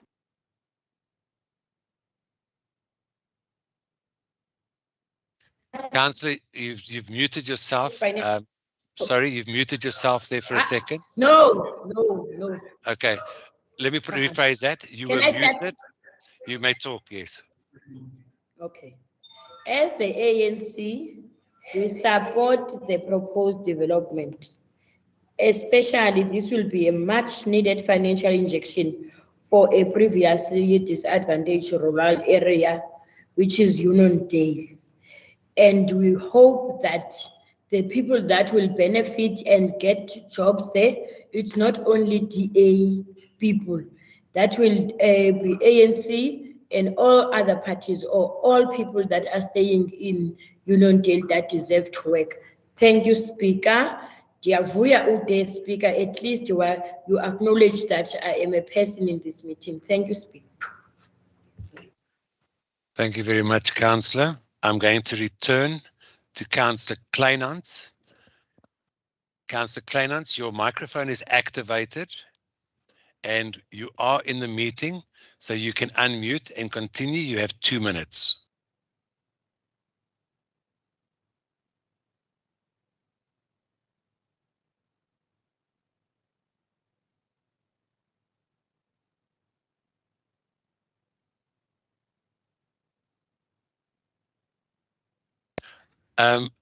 I've just heard from IT that we have 4 councillors in the wrong meeting. I'm going to ask the assistants to redial them in to the correct meeting. I don't know how they've got to the wrong meeting.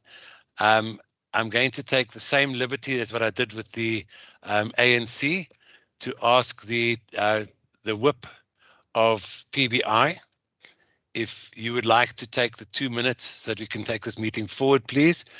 Alderman Gericke, if you don't mind, or if you'd like us to wait, please indicate. But I'd like to afford you the 2 minutes in this item so we can move on.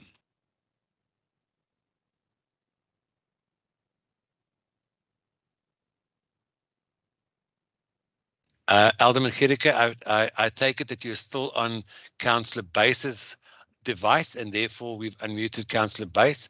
You're welcome to continue.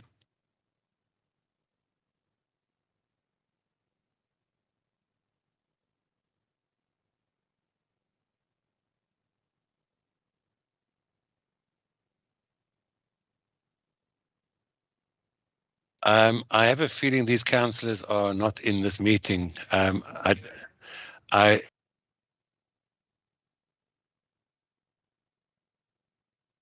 Okay. I don't know how this has happened, but we have 4 councillors, as I said, in another meeting. For the sake of fairness, I have to afford the party the opportunity. Is there any other member of the PBI before I continue? Because otherwise I'm going to continue.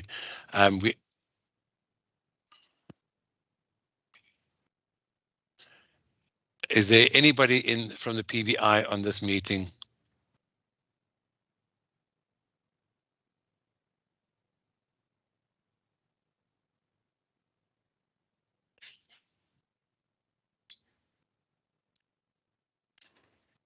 Councillor Ndaka, to my knowledge, we have Councillor Gericke, Councillor J.E., Councillor Kleinhans, and one other councillor according to IT that's in the wrong Sorry, meeting. Speaker, sorry. Ons mense sukkel om in te kom. Okay, ek verstaan nie hoekom nie, maar ons het hulle ingedaal. So IT is busy trying to get that sorted out. For some reason, they've gone into the wrong meeting. I don't know how that happened at all, because as far as I know, there's only one connection to this meeting. So Councillor Greef, is Councillor Kleinhans or Councillor in the same vicinity as yourself? Nee, Speaker. Are you on your own? Okay. I'm going to have to then ask, can you take the 2 minutes? I don't understand why they've gone to a different meeting. Nobody's been kicked out. Not one of those that have been kicked out of the meeting yet.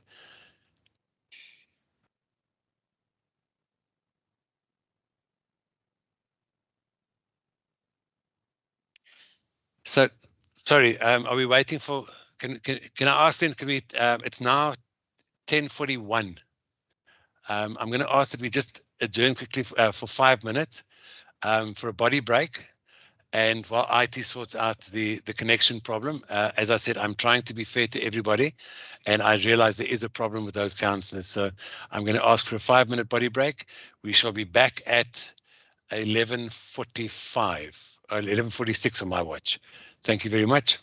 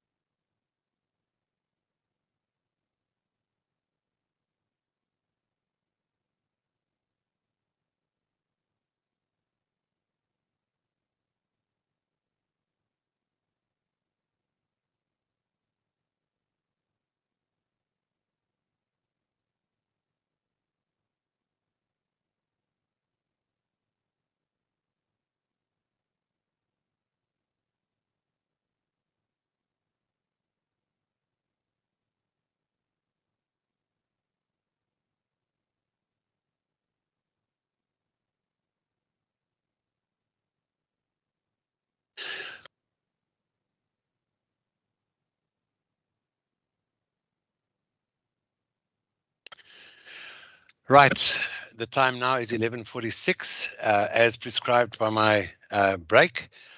I hope everyone had a quick body break and we're back in full swing. We're going to continue with the Councillor Iesu. I believe everything has been sorted out on your part. Councillor Iesu, you have 2 minutes to please... no, hold on a second. I apologize. Councillor Faith and Darker actually spoke on your behalf. Unfortunately, you were not present, and I'm therefore going to ask Councillor Kleinans. You have 2 minutes to please... your mic is enabled, and your time will start once you are unmuted. Councillor Kleinans, you have 2 minutes. Speaker, can I speak? You may go ahead. I've given you the floor. Yes, Speaker. We actually need to thank Carly Banding Venter for this facility, as it was planned, I think, a long time ago. It was actually planned in a closer vicinity to the town, but this will really, I would really hope that this is not electioneering, and it's really going to happen, because the SMMEs in Uniondale are currently really struggling. Some of them can't afford to buy rent places in town, and there is no business space for SMMEs. So this is really welcome in the community of Uniondale. And as the ANC have stated, the EFF, that this must not be playing politics with, because it must be an open process, Speaker, and we must make sure that we only use this for Uniondalers and not people coming from the outside selling there whatever they want to sell. I think. Thank you very much, Councillor. That leaves us with one speaker on this item, and that is Councillor Fry. Your microphone is activated and you have 1 minute, which starts the second your mic is unmuted. You may go ahead. Thank you, Speaker. Speaker, yes, this is a great opportunity for Uniondale, entrepreneurs, and the rest and the whole of the community. Chairperson, this will benefit our local youth in a way that barbers can open. They could have their own space. It's all about location in business, and Chairperson, this is close to the community. So, Chairperson, I'm very excited, and I'm seconding the proposal made by Councillor Dirk. Thank you very much, Councillor. The next item on today's agenda is item 7.1.6, the Draft Integrated Economic Growth and Development Strategy, pages 104 to 106. The first person to speak on this item is Councillor Wessels. Councillor Wessels, you have 2 minutes. Your microphone is activated and your time starts once your mic is unmuted. Thank you. Thank you very much, Speaker. Yes, so this is the first draft of the Integrated Economic Growth and Development Strategy for George Municipality.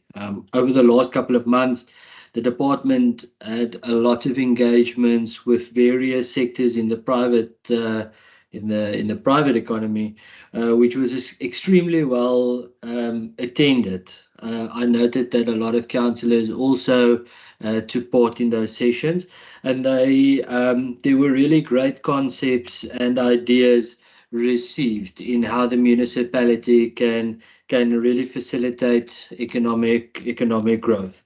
More public input will be received prior to the final draft that will then come to council at a later stage. So again, this is very much the first draft, and there's quite a bit of work that still will be going in there. But I believe it's a massive step in the right direction in trying to get private sector on board to know exactly how we should strategically align ourselves to ultimately economic freedom for entrepreneurs. I would thus like to recommend that council takes note of this first draft. Thank you very much, Speaker.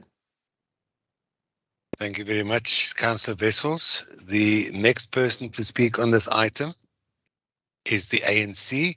We have Councillor Toto, And Councillor Toto, your microphone is activated. You have 2 minutes and your time will start once you unmute yourself. Thank you.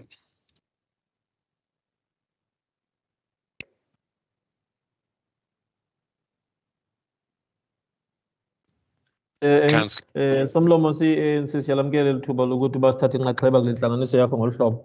Kodwa ke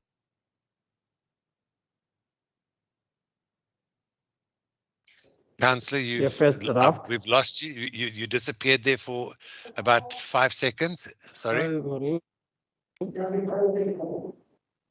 Speaker, can you hear me? Speaker, can you hear me? I can hear you now again. You were lost for a few seconds there. I can hear you, Councillor. You may go ahead. Speaker? Yes, Councillor, I can hear you. As the ANC, we note the item. However, Speaker, we are saying that we are looking forward to the processes of public participation and that we are going to be taking active part and an active oversight role in the public participation processes so that it's not just Speaker, that it really address what it's supposed to address. Thank you, Speaker. Thank you very much. Mr. Paulus.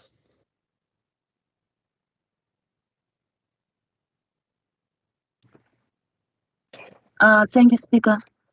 I think the sentence that the councillor just made in his clause is just bypassing. We're not just bypassing this, but we're accepting this item. Thank you very much. The next person to speak on this item is the PA, Councillor Smart. You have 2 minutes. Your mic is activated and your time will start once you have unmuted your microphone. Thank you. Thank you very much, Speaker. Now, we as the PA are fully in support of this item that was brought to council for the mere fact, that it will, it will stabilize a lot of things with regards to, with business and so forth, for small enterprises as well. So we mustn't just use the word Ubuntu when it comes to social upliftment, but when it comes to money, we don't want to speak about Ubuntu. So we welcome, this proposal coming forward, and council should always building public confidence, in our community, and we will definitely take part in this whole public participation to see that this item or this specific business is rolled out correctly. Thank you very much, Speaker. Thank you very much for your input, Councillor. The next person and the last person to speak on this item is the DA, and we have Councillor Patana, and you have 1 minute. Your microphone is activated, and your time will start once you unmute your microphone. Thank you. Molweni mawethu, uKhansila Qathana uyamxhasa uKhansila Versailles we-DA ngokuba kaloku kubalulekile uba i-economy yethu mayiphuhle ngakumbi kwaye umasipala waseGeorge kunyanzelekile uba makaphuhlise. Inkosi. Thank you very much, Councillor. Are we all in favour of that then? Councillor Katana says that she supports the recommendation because it is very much important for the economy to prosper. So we support the recommendation. Thank you very much. With that, everyone's in favour. We're going to move on to item 7.1.7, the future utilisation of the St. Mark's kiosk situated between Cathedral and Hibernia Street. The first councillor to speak on this item is Councillor Hill from the DA. Councillor Hill, you have 2 minutes. Your microphone is activated and your time starts once you unmute your microphone. Good morning, Speaker. Yes, thank you very much. The property in question, the St. Mark's kiosk, is situated on the St. Mark's Square, which is right behind the Absa and Nedbank buildings at the top end of York Street. the company that applied for the extension of the lease, Greymark, they are in the business of looking after the homeless, and they have been utilizing the property since November 2016. The aim of the proposed extension to the lease is that they are in the process of erecting their own facility.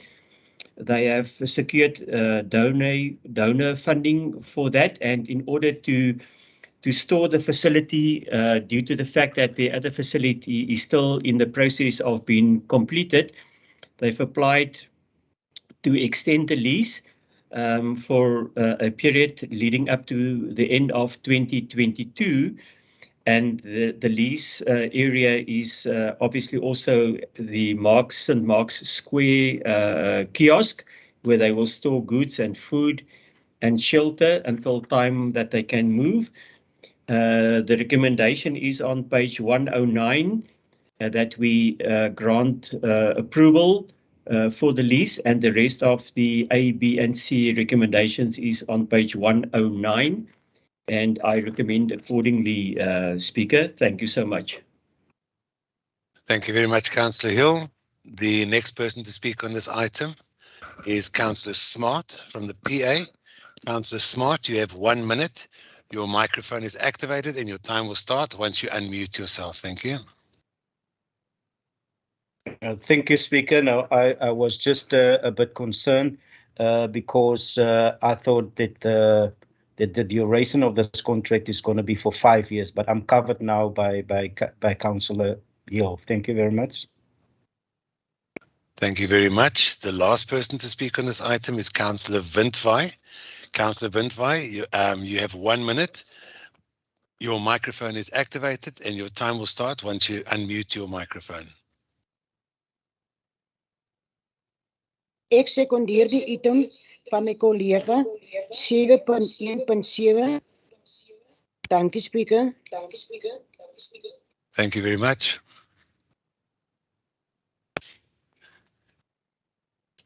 Councillor Mr. Pollis. Councillor Van by UTI Casa recommendation yaka 7.1.7. Thank you very much. The next item on the agenda is item number 7.1.8, the application for land for developing a communal creative centre and training facility in Zone 9, Timberlake. The first person to speak on this item is Councillor Mbete from the DA. Councillor Mbete, you have 2 minutes. Your microphone is activated and your time starts once you have unmuted yourself. Thank you. Good morning, Speaker. Thank you, Speaker, for the Speaker. ERF 5890 is a public space situated in Kawe Street in Thembalethu, adjacent to Nompumelelo Krish in Zone 9. The ERF is 18,738 square meter in extent and is registered in the name of George Municipality. Angels for Angels, that name, that is an NGO, has applied for 1,000 square meter of the public open space to use as a communal creative center. Speaker, as indicated on the map attached Annexure B to the agenda item, this will leave a large enough portion of 71,000 square meter that can still be utilized as public open space. To date, Speaker, Angels for Angels has built a daycare center that is the Zamele in Zone 9 playground, and currently they are extending the daycare center with an extra classroom. Since the beginning of the national lockdown, Angels for Angels was able to provide groceries to the needy households, which was delivered to them. Where this was not possible, the vouchers were provided. The next step for Speaker will hopefully be to develop the communal creative center as set out in the item, and they wish to list a portion of ERF 5890 for this purpose. As Angels for Angels is a registered social care user, the determinations as contained in the immovable property management policy of council is applicable. So, Speaker, this item seeks a resolution to undertake public participation. The resolution also makes specific reference to the condition which will be included in the lease agreement. I therefore propose the recommendation as it is on page 114 to 115. Thank you, Speaker. Thank you very much, Councillor Mbete. The next person to speak on this item is Councillor F. Mdaka. Councillor, you have 2 minutes. Your microphone is active and you can unmute. Your time starts once you've unmuted yourself.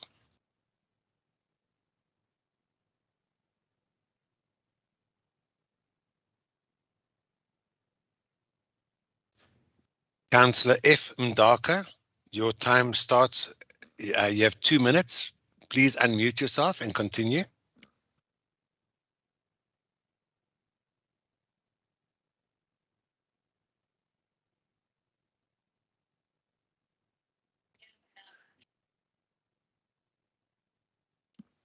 Councillor, you're very soft at the moment. Could you speak closer to your microphone? We cannot hear you.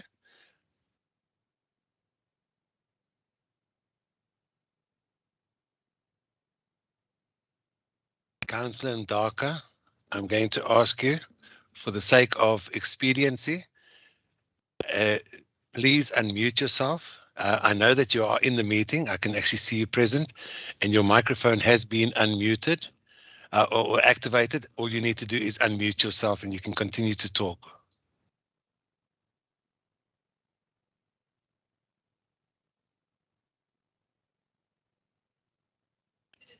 Okay, it seems as if Councillor Ndaka has unfortunately pushed the wrong button. I'm going to give her a second to get back into the meeting.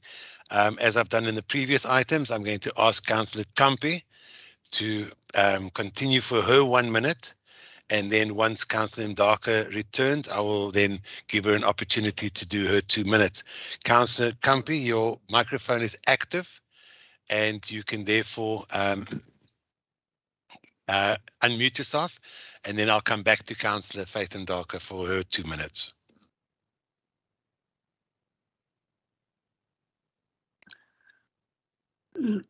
Thank you, Speaker. We as the EFF, we support the recommendations of the development that is about to take place. We just hope that this development that will take place will be taking place illegally and thoroughly, and all the recommended steps and the recommended guidelines will be followed throughout this thing, because at some point other people, when they are buying Fs, it's so easy for them for the application to be approved and so easy for them to get the land, but for other people it takes time, for even others to be even declined. But we support. Thank you. Thank you very much, Councillor Kampi. Councillor Faith Ndaka, I believe you're back in the meeting. I know you, for some reason, you unmuted yourself and you unfortunately took yourself out of the meeting. Your microphone is active. You can unmute yourself. It's not active. It's. I can hear you, Councillor. Councillor, I can hear you, so therefore it is active. Okay. You have 2 minutes, Councillor. It's fine, Speaker. Your My time 2 starts minutes. now. I'm starting. You are used for me to not be in the meeting. Speaker, as the ANC, we are going to support this communal center. The community, as EFF has just said, the community since 2015 has been asking into the use of that land, but the municipality denied them the use. But we are glad now that we can see that some people or NPO are given an opportunity. We are happy about that. And we are happy about the Angels of Angels, about Mariki, because Mariki is known in the community and will accommodate the youth, women, and elderly. And we love the idea of having a gym there. But when that thing starts, Mariki must speak to the community of the Ward 15 so that they can see how are they going to help each other. She must not work alone there. She must know that there's a councillor there. there are community members there, and there are people there. Because why I'm taking like this, Speaker, is because that land, people wanted it for the school. And now there's something else that is going to be built. So we must be prepared that there will be people that are asking questions. So we must be prepared of that thing. So, but anyway, we support the idea. We are saying congratulations to her. We are more, and we are going to where we can. Councillor and the residents of Ward 15. Thank you very much, Speaker. Thank you very much, Councillor Mdaka. The last person to speak on this item is Councillor Lose. Councillor Lose, your microphone is active and your time will continue once you unmute. You have 1 minute, please. Nkosi somlomo ndiyasixhasa isindululo okanye recommendation ndiyayisapota ephaa ku-7.1.8 recommendation ibiphakanyiswe nguKhansela uNoni. Ndiyayisapota, ndiyayisekonda, ndiyivuya kakhulu ke ndiyabona nooceba basethemba lethu bayonwabele. Enkosi kakhulu. Thank you very much, Speaker. I fully support the recommendation as made by my colleague, Councillor Mbete. That was on 7.1.8, and I see that Thembaletu councillors are also in full support of this recommendation. Thank you. We're therefore all in favour. We're going to continue. Thank you very much for your participation there. The next item on the agenda is 7.1.9. The application to adopt a portion of the public open space ARF 13534 George, situated adjacent to the two residential properties in Swardeleli Street in Levalia, 5.7.7. I have it as a no debate. That item therefore carries. Then the next item on the agenda is item 7.1.10, is the draft George Municipality Town Planning Policy on house, taverns, places of leisure and places of entertainment in low-income single residential neighbourhoods. The first person to speak on this item is Councillor Hill. Councillor Hill, you'll have 3 minutes. Your microphone is active and your time will start once you unmute yourself. Thank you. Thank you, Speaker. The item deals with the town planning policy on house taverns and illegal shebeens that dates back to 2014. That particular policy has been substantially reworked and redrafted by the Directorate, and I want to congratulate the administration for submitting a substantial document that addresses the particular issue. It's a fairly bulky document, and I just want to focus on one or two items in the document, and the purpose, amongst others, in the new reworked document is to create opportunities to assist residents in the area to earn an additional income, also to promote the entrepreneurial spirits within these neighborhoods, and also to address and regulate the existing illegal business operations within the area. Some of the issues that has been addressed, amongst others, is also to allow for permanent house taverns, to address the operations within the informal business structures, and obviously also to regulate existing unlawful liquor concerns that is being submitted through council. There are a number of other issues, but this is just to focus on one or two of the issues that is before us. As we've said, it's a bulky document. The Directorate has done a stunning job to redress this. And to conclude, Speaker, to cut it short, the recommendation on page 128 is that we workshop the document before us, and I want to recommend accordingly as per page 128. Thank you, Speaker. Thank you, Councillor Hill. Alderman Gericke, I'm going to ask you to put your point of order in the chat box. I have listened to the entire statement by Councillor Hill and find nothing that is breach of the rule of order. He has not made any derogatory remarks, and he has not made any statements which are unbecoming. As I've asked the other councillors, in order to prevent, as we've had in the past, councillors being interrupted in their turn of speaking due to points of order which were null and void, I'm going to ask you once again to put your point of order in the chat box, and I will read it. And as I've said in the past, I will address the point of order, which at the end of the day is if it's relevant to what the person, councillor, I read your item, but it does also say that I have the right to decide whether a point of order or a point of clarity is valid. And I have discussed this with various people, and therefore I'm trying to be fair, and I've asked you to put it in there. Just as you do not like to be interrupted while you're being spoken unnecessarily, I need to decide whether the point of order is relevant to the meeting, whether the person has said something which is derogatory. I've listened to Councillor Hill, and I'm going to make the ruling that there was nothing said. And if you have a problem with me personally as the speaker, then you can take up a rule of order outside the chamber. There is a different avenue to take up any disagreements with the speaker and not in the council chambers. That is also a part of the rules and as such. So,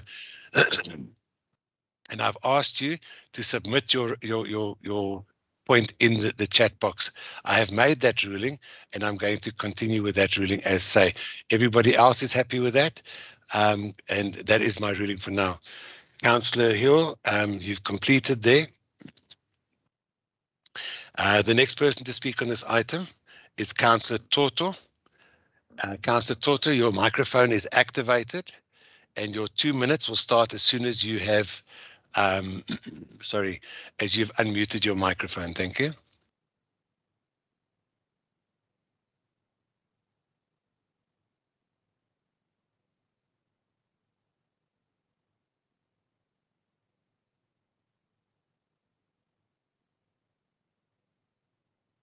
Somlomo, can you hear me? Speaker, can you hear me? I can hear you loud and clear. Thank you, Councillor. Okay, thank you. Somlomo, sithi xa sizindilulo senba nomba mawuze kwi-council workshop sizola sizoshula uxakakhe kwaye Somlomo ndiyathemba ugxa wam ukhansila ndingavuya kakhulu ukuba nyhani kungolo hlobo. Kodwa ke Somlomo masime kwinto ethi masesiyilinde izebhungeni.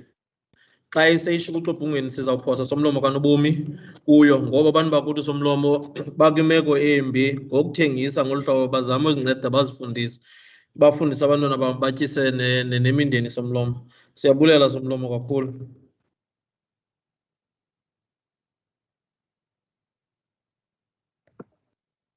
Thank you, Speaker.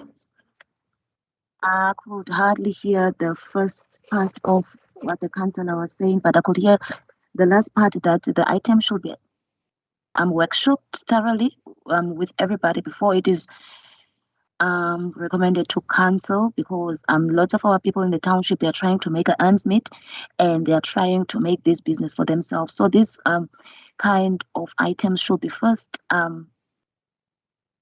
workshopped before they are laid in council.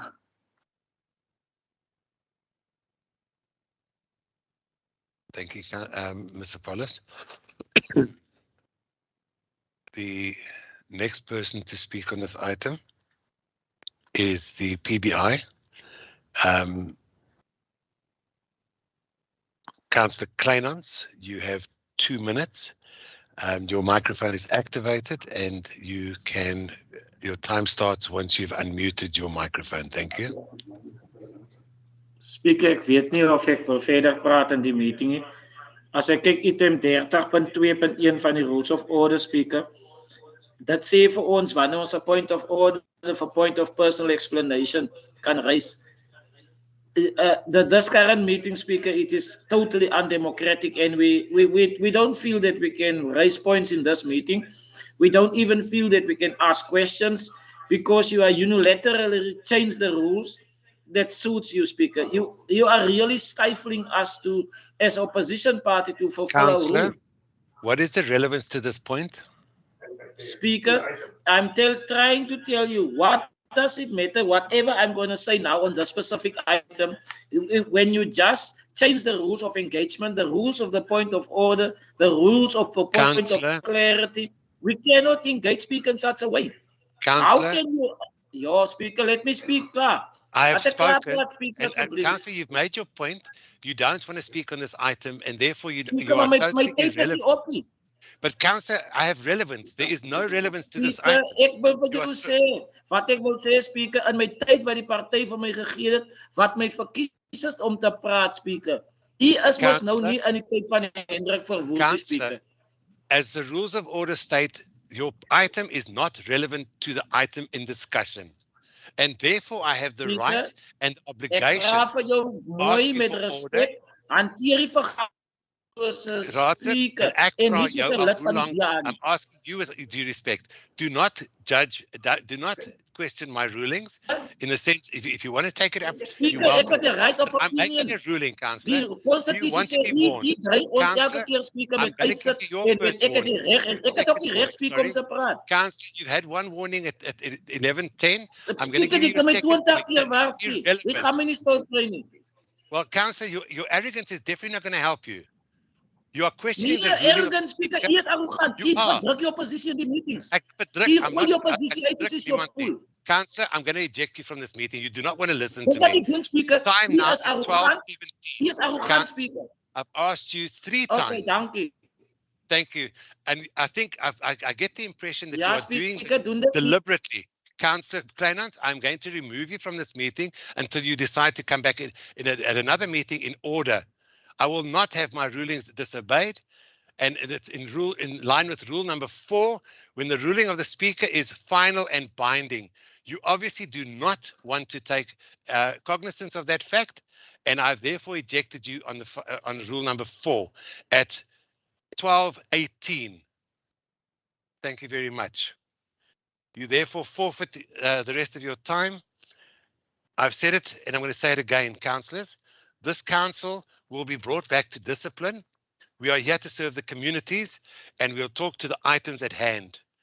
And any personal stuff can be taken up outside this meeting. The last person to speak on this item is Councillor Figrant. Councillor, you have 1 minute. Your microphone is enabled, and your time will start once you unmute your microphone. Thank you, Speaker. I second the proposal. Thank you very much. We therefore, we're all in favour. There's no counter proposals. We're going to move on.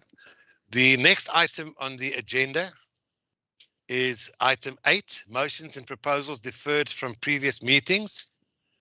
I have to, at this stage of the game, also acknowledge the fact that the Good Party has excused themselves officially from this meeting at 12:07, and therefore that is a breach of code of conduct. The code of conduct says that the councillors will remain in meetings, so I'd like to place that on record. At 12:08, Good left the meeting via a message to myself on the chat group. Thank you. Sorry.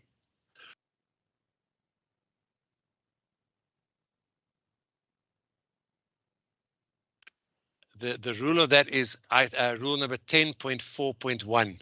That is the attendance of councillors to meetings.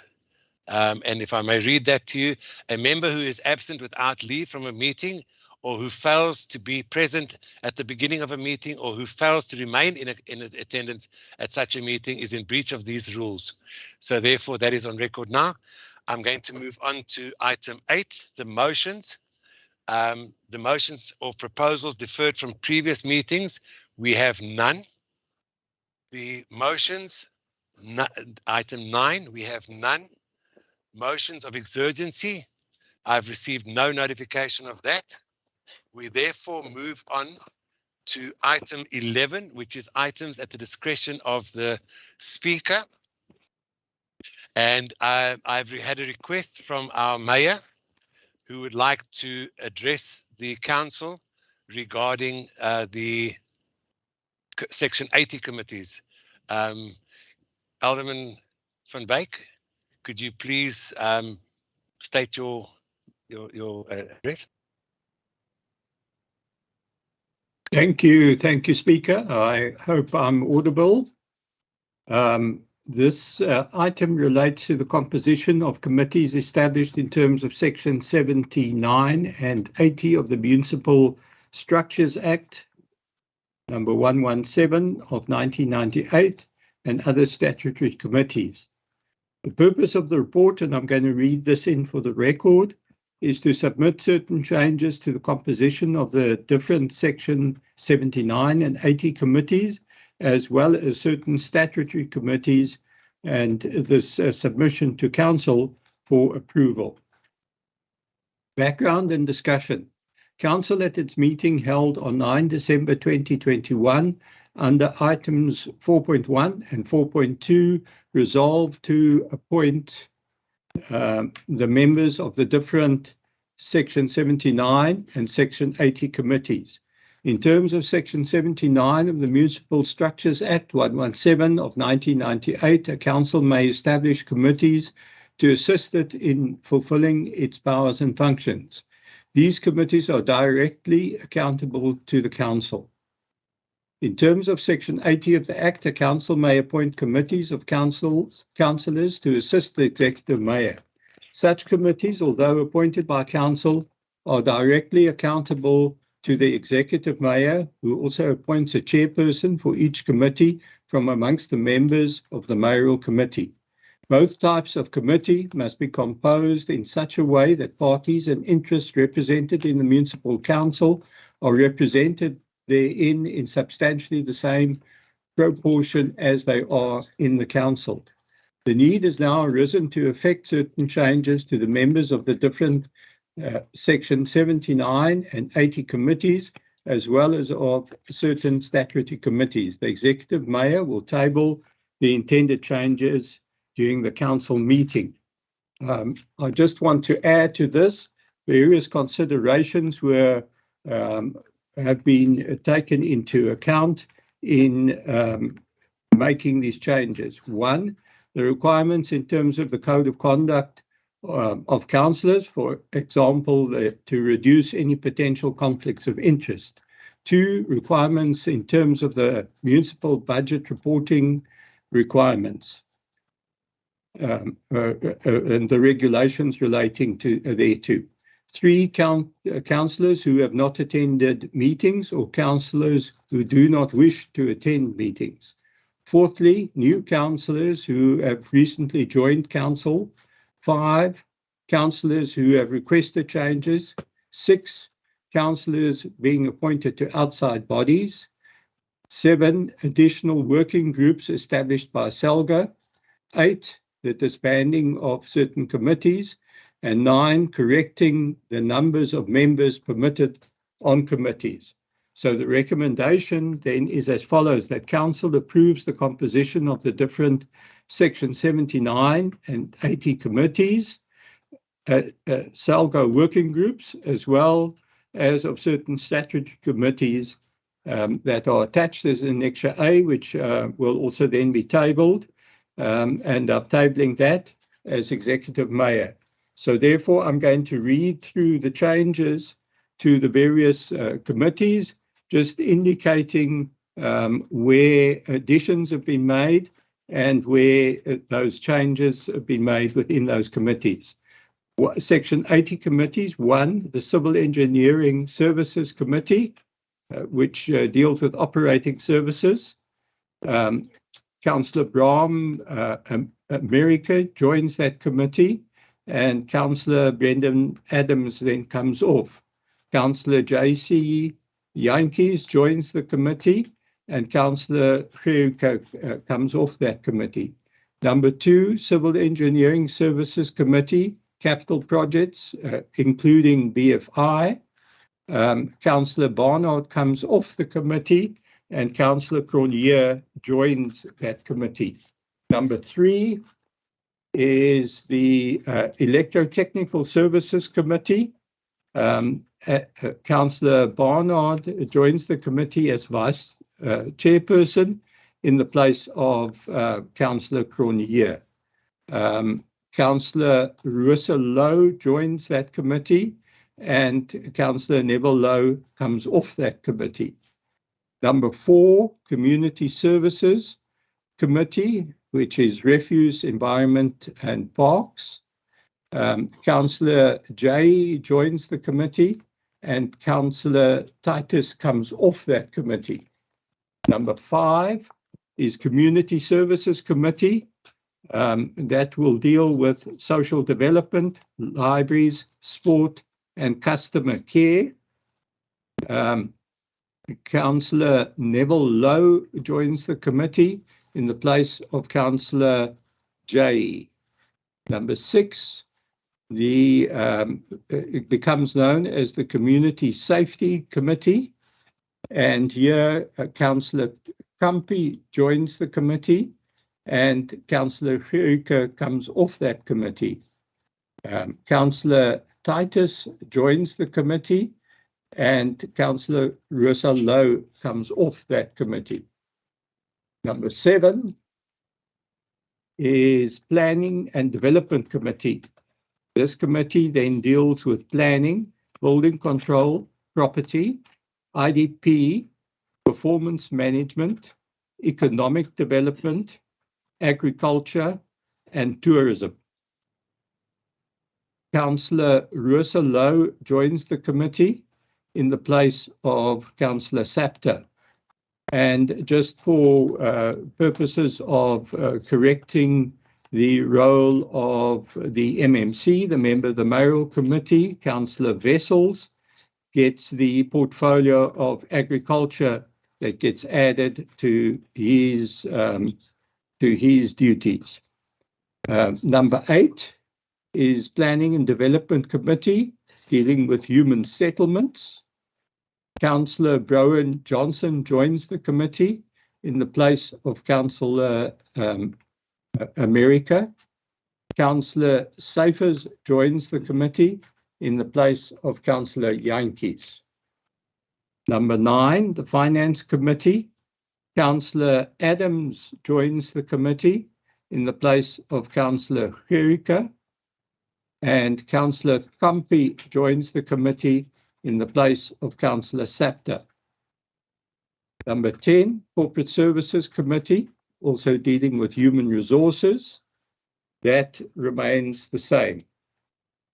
We then move to ad hoc committees. Number 1, the Urban Development Committee. There's no change. As with number 2, International Relations Committee, no change. Number 3 is the Budget Steering Committee.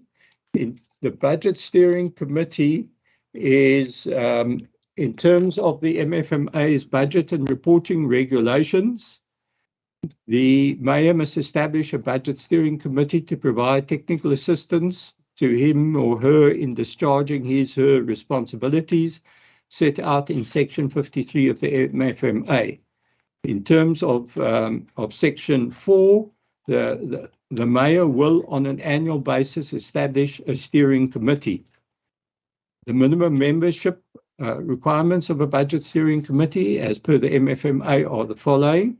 Well, then the Mayor, the Councillor responsible for finance matters, i.e. Councillor Wessels, the Municipal Manager, Dr. Grutz, the CFO, Mr. Duplessis, senior managers responsible for at least the 3 largest votes in the municipality. This will then comprise Mr. Mandla, Mr. Daniels, and Mr. Paulson. The manager responsible for budgeting, that's Mr. Wallace. The manager responsible for planning, that is Ms. Lauren Waring. and the technical expert on infrastructure, which is Ms. Lindsay Moyman. So that deals with the Budget Steering Committee. The Name Changes Committee, the proposal is that we disband that committee, and any such matters will then be dealt with by any relevant committee or the MACO on the road to council. The Rural Development Committee, Councillor Johnson replaces Councillor Kritzinger. The Social Housing Committee, Councillor Johnson comes onto the committee in the place of Councillor America. Councillor Safers joins that committee in the place of Councillor Yankees. Then the Homage Committee is similarly disbanded as with the Name Change Committee. The Local Labour Forum, the councillors comprise 1/3 of the employer component, and accordingly that is 4 councillors, and therefore Councillor Sapto comes off that committee. The Employment Equity Consultation Forum remains as is. The Training Committee, Councillor Brown is appointed as chairperson in the place of Councillor Cronje, who then comes off that committee. The Disciplinary Committee at present comprises Councillors Van Niekerk, Neetling, Johnson, Smart, and Nkamili, with Councillor Van Niekerk as chairperson. The following secundae are added to that committee in order: Councillor Barnard, Councillor Safers, and Councillor Isa. So the secundae are there in the event that any of the 5 committee members are not able to serve on that committee. With regard to the George Hospital Board, we are submitting Councillor Johnson as the George Municipality's representative. And on the SPCA, we are seconding Councillor van Brandis as a member of the representing George Municipality on the SPCA. Section 79 committees, that is first of all Municipal Public Accounts Committee, MPAC. Councillor Kruger will replace Councillor Kritzinger. On the GIPTON committee, the George Integrated Public Transport Network Committee, Councillor Johnson comes off that committee to restore the size of that committee to 10 members. So that concludes those committees. I then move to official representatives, secundae, and municipal officials for SALGA governance structures on working groups. There are a number of working groups that have been added by SALGA, and they seek representation on that. And there'll be a new committee dealing with electricity and energy and public works. Our official representative will be Councillor Mbete, the secundae, Councillor Barnard, the municipal official, Mr. Mandla. The next set of changes here relate to a new working group, health, that is being established, where the official representative will be Councillor Johnson, the secundae, Councillor Brown, and the municipal official, Dr. Gratz. The following committee is also working group is also being established: emergency services and disaster management. The official representative, Councillor Clark. The secundae, Councillor Gultig. The municipal official, Councillor, not Councillor, Mr. Niels Barnard. We then move to another committee that is being established, working group that's being established, which is development planning and rural development. The official representative is Councillor Wessels. The secondai is Councillor Fry. And the municipal official is Ms. Waring. That concludes those changes to the various committees as read out. Thank you very much for the indulgence, Speaker. Thanks. Thank you very much, Mayor. Just a quick, sorry, it's in a cough. Somebody's mic's turned.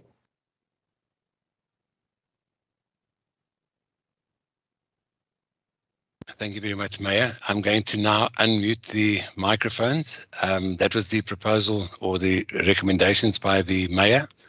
I'm going to ask that if there's a proposer and a seconder. Who proposes this item? Your mics are unmuted. You're welcome to. Derek Wessels will propose. Okay, and I will second the speaker. Thank you very much. Thank you for your indulgence.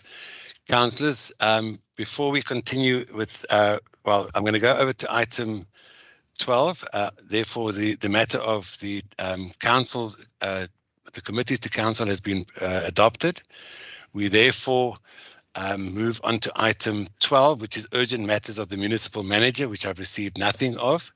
And therefore, we're going to move on to item 13. However, I'm going to ask, the time now is 12:37. I'm going to ask that we take a break for lunch and we come back at 1 o'clock for the next session. I think we've been sitting here for quite long. And therefore, I'd like to have people have a chance to stretch their legs, and then basically we'll come back at 1 o'clock. Councillor Montele, I think I've made myself pretty clear. We are going to break for lunch. You're welcome to contact me if you have a question regarding the lunch break. But yeah, this meeting is now adjourned until 1 o'clock. Thank you.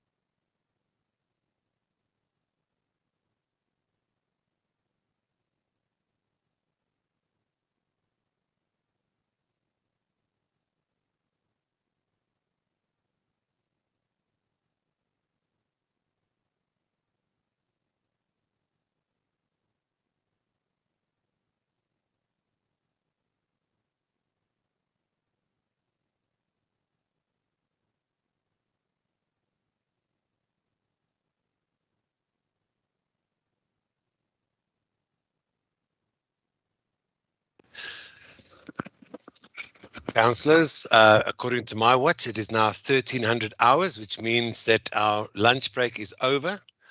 I would like to ask all the councillors to please put their names in the chat box as being present, those that are present in the meeting. We're not going to go through roll call once again. So if you could please indicate your presence in the chat box so that we can continue with this meeting as orderly and as constructively as possible. I'm going to move on to item 13. We finished up until item 13 before lunch break, and I'm therefore moving on to item 13.1. We've done 13.1, we've done 13.2, and therefore our next item for discussion is 13.3. The non-attendance of 3 consecutive committee meetings of Councillor Subtu. Councillor Subtu is already no longer in this meeting. I'm going to ask anybody else that has any interests to recuse themselves if there are anybody. I'm just going to give a few seconds. I still see people are going to. Okay, so yeah, everyone is in. Rosemary, can you confirm that we are a quorum, if you don't mind, please? I'd like to continue with this meeting.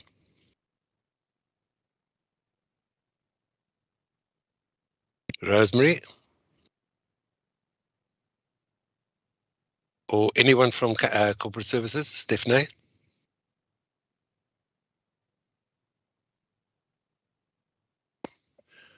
The microphones are unmuted. Hello. Can you hear me well? Yes. Speaker, can you hear me? I can hear you now. Hello. Yes, I can hear you, Rosemary. Rosemary, can you hear me? Speaker, can you hear me now? Yes, I can hear you. Can you Just hear me? give us a second so that we can just count, please, because all the Okay, councillors are indicating in the chat box now, and we cannot control that now unless they are done with that. Thank you. Okay, thank you. I'll give you a few minutes to do that.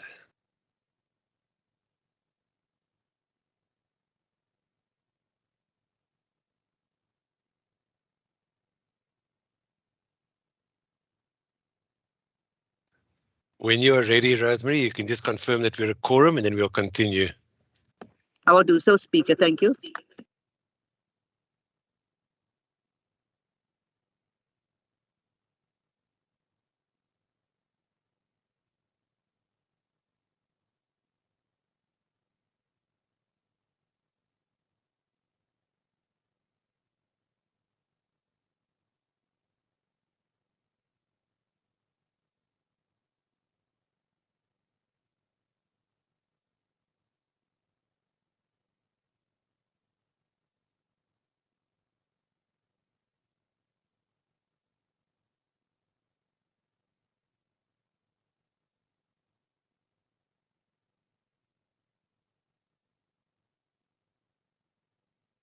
Please let me know when we're a quorum.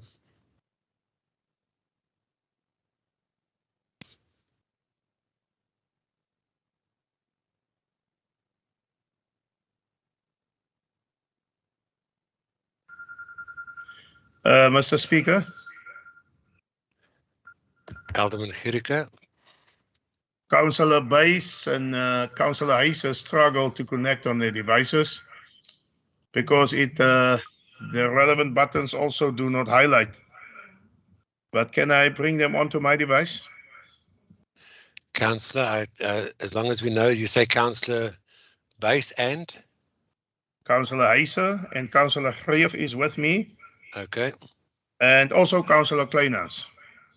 Okay, so basically, Kleinans is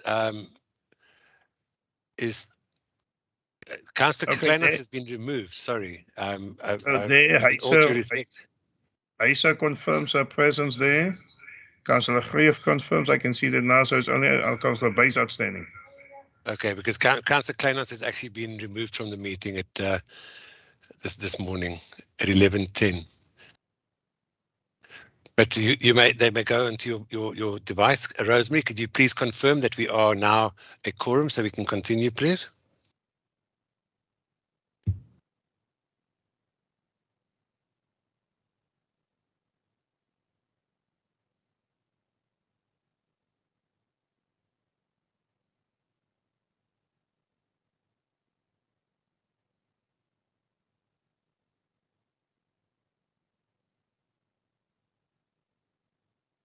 I'm just waiting for corporate services to confirm that we're a quorum. I'd hate this meeting to continue illegally without the right number of councillors to be available. Speaker, sorry. I've counted 28 at this stage now. Those who indicated in the chat box. Okay. All right, councillors. 28 does. We are here. Okay, thank you. There are obviously also councillors that are not on their own devices. Thank you, Councillor Ndaka. I'm therefore going to continue this meeting, and we're going to take up where we left off before lunch on item 13.3, the non-attendance of the 3 consecutive committee meetings by Councillor Subtu. The first person to speak on this item is Alderman van Wyk. Alderman van Wyk, you have 2 minutes. Your time starts when you unmute yourself. Thank you, Speaker. Hopefully I've unmuted myself and audible to everybody. This item deals with the fact that Councillor Subtu failed to attend 3 consecutive Section 80 committee meetings, of which he was a member, without leave of absence. So this relates to the Finance Committee and to the Planning and Development Committee. In terms of legislation, and referring to item 4 of the Code of Conduct for councillors, a councillor must attend each meeting of the Municipal Council and of a committee of which he is a member. And in terms of item 5.2, it determines that a councillor who is absent from 3 or more consecutive meetings of such a committee must be removed from office as a councillor. In terms of item 5.3 of the Code of Conduct, proceedings for the imposition of a fine or the removal of a council must be conducted in accordance with a uniform standard procedure. Now, a uniform standard procedure was adopted by Council on the 24th of March 2022 with a standing committee that was then established at that stage. So accordingly, I'm moving to the recommendation that Council takes note of the stipulations of items 4 and 5 of the Code of Conduct for councillors. And secondly, that Council notes that Councillor Subtu was absent from 3 consecutive meetings from Finance Committee in January, February and March, and in Planning and Development Committee also January, February and March. And thirdly, that the matter be referred to the Attendance Committee to investigate the matter and to make an appropriate recommendation to Council. I so propose, Speaker. Thank you. Thank you, Alderman van Wyk. The next person to speak on this item would have been the Good Party. However, they excused themselves from the meeting at 12:07 this morning.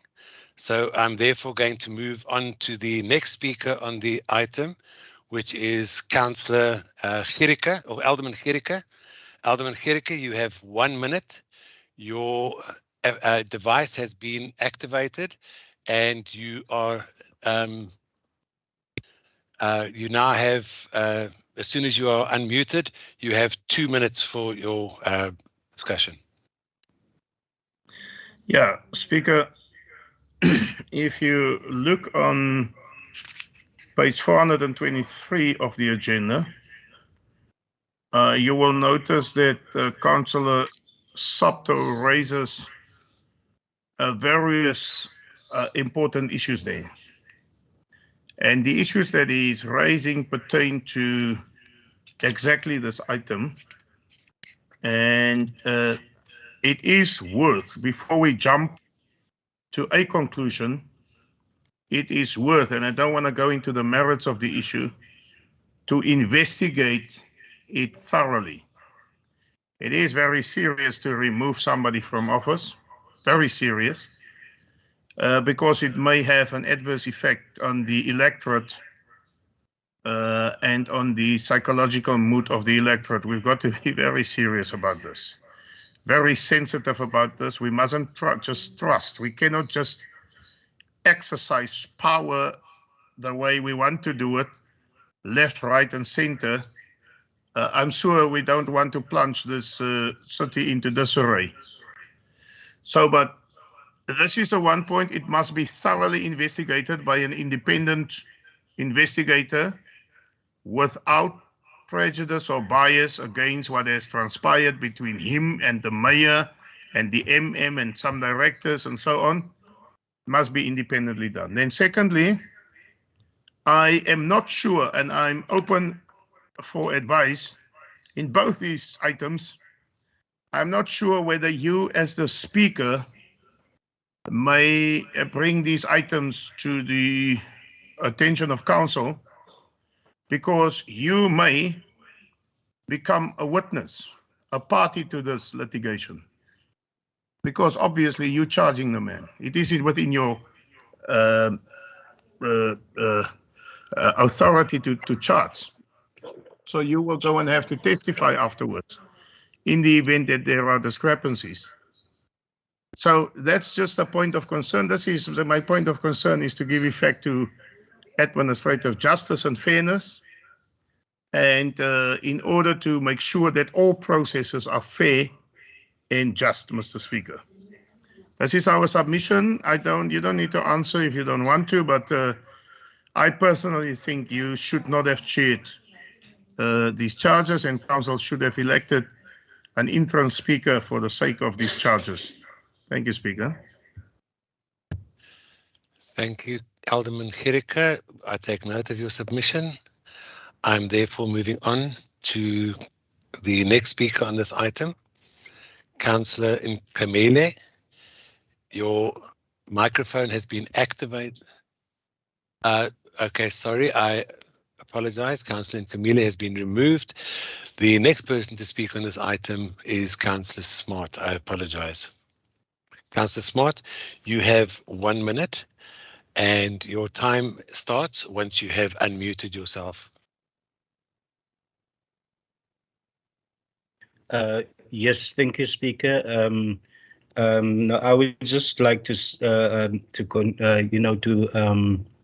concur with Councillor Gericke that we should be very careful with regards to this sensitive item. I have also read the letter that was sent to you and to the mayor in reply from Mr. Sabtu, or Councillor Sabtu, that he voiced actually his opinion there that various explanations by himself, and we do not want to see these things get into let me state it like this, or rather that it comes to, and it looks like a witch hunt. I wanted to ask the question when the mayor was speaking about the committees, because there were some of us that are not committees. However, I would just I'm just a bit concerned that we must handle this item very sensitively. Thank you, Chair. Thank you very much, Councillor. You're noted, and I'm going to ask the last speaker on this item, Councillor R. Fichland. You have 1 minute. Your microphone has been activated, and you may continue once your minute starts once you've unmuted yourself. Thank you. Thank you, Speaker. I second the proposal. Thank you very much. So we therefore adopt this item. The next item on the agenda, is item 13.4, which is the alleged breach of conduct for councillors. Councillor R. Hector. This item will be brought in by the first speaker, who once again is Alderman van Wyk. Alderman, you have 2 minutes. Your microphone is activated. Thank And you. just 1 second, Alderman. The MM has recused herself as being the person who brought the charges, and she has asked, and I'd like to place it on record, she has actually left the meeting. So I'm going to ask that we then continue so that the procedure is correct. Alderman van Wyk, you have 2 minutes. Your microphone is unmuted. Thank you, Speaker. Item 13.4, as indicated, an alleged breach of the Code of Conduct for Councillors by Councillor Hector. And we will note from the report that there were certain accusations and allegations that were made by Councillor Hector that Dr. Grutz, as the acting municipal manager at the time, was misleading council.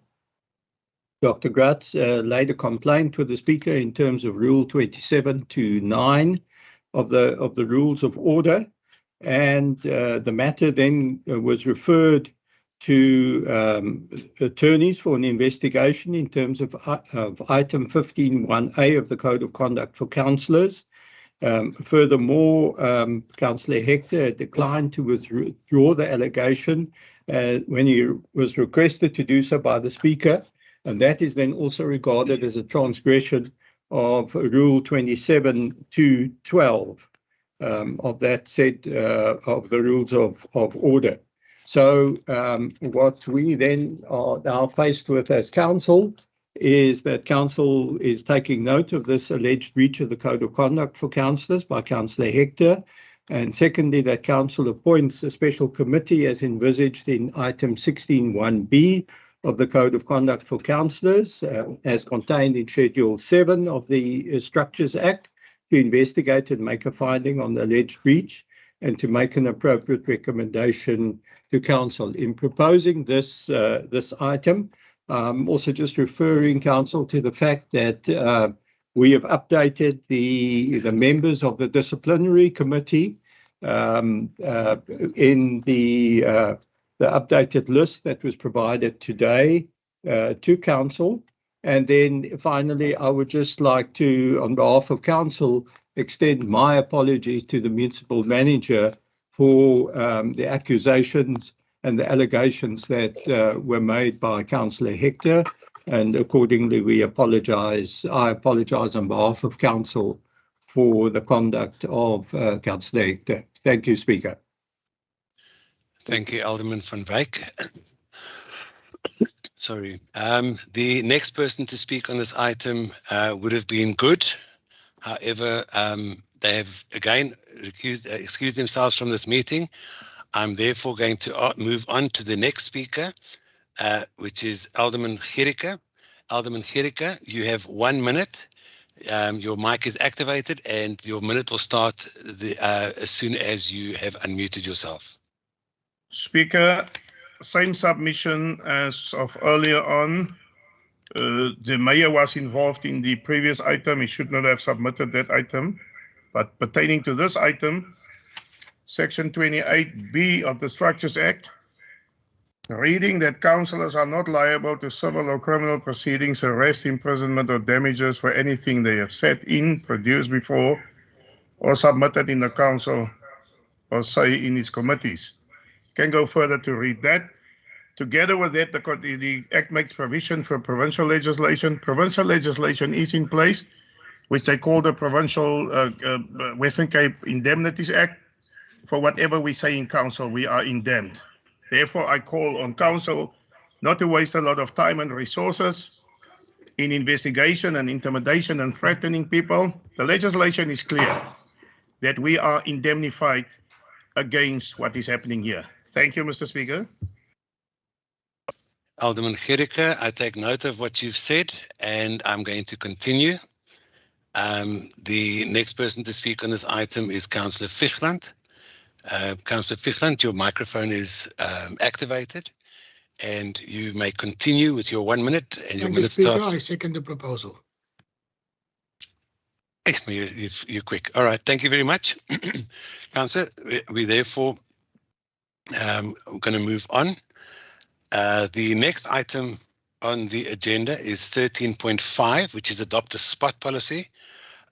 My records show that there's a no debate.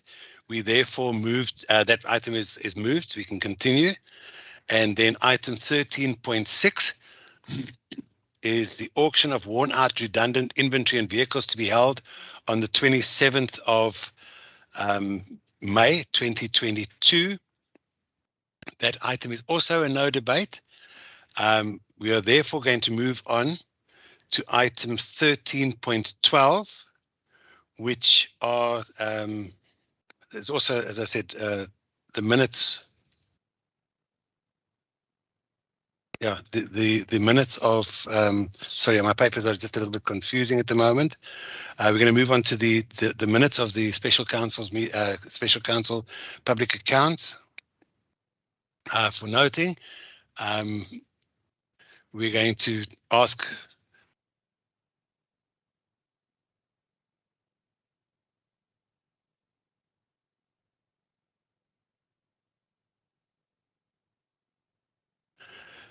we're just going to take note of the minutes of 13.7, the minutes of the Special Municipal Public Accounts Committee Impact held on the 1st of March. Can I have a proposer, or can it be noted? Can it be noted?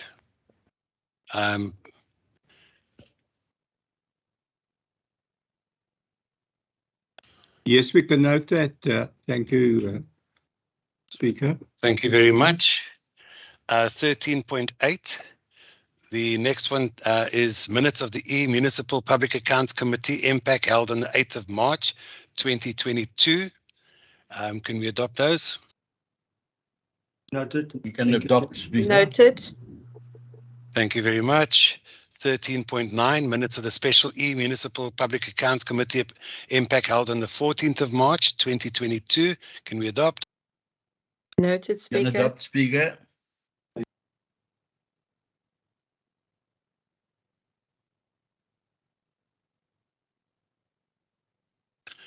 13.10, minutes of the Special Public Accounts Committee on the 15th of March.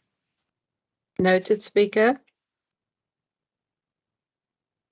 Somebody else. Thank you. We're moving on. 13.11, minutes of the Special Municipal Public Accounts Committee impact held on the 15th of March. Can we adopt? Noted, Speaker. And 13.12.1, the authorized expenditure disclosed in the year 2021 annual financial statements for the year ended 30th of June 2021. This item will be brought in by Councillor Wessels. Councillor Wessels, you have 2 minutes. Your microphone has been activated, and you may start. Your time will start once you've unmuted yourself. Thank you very much, Speaker. Maybe just before I begin, just be sure that the MM, I don't know if she's been invited back into the meeting. But Speaker, this item is an item that comes through impact. I would just like to stress to Council that these are non-cash items. The one is sitting from a civil services, where COVID obviously really impacted the collection rates. That meant that the contribution to provision actually then exceeded the budgeted amount.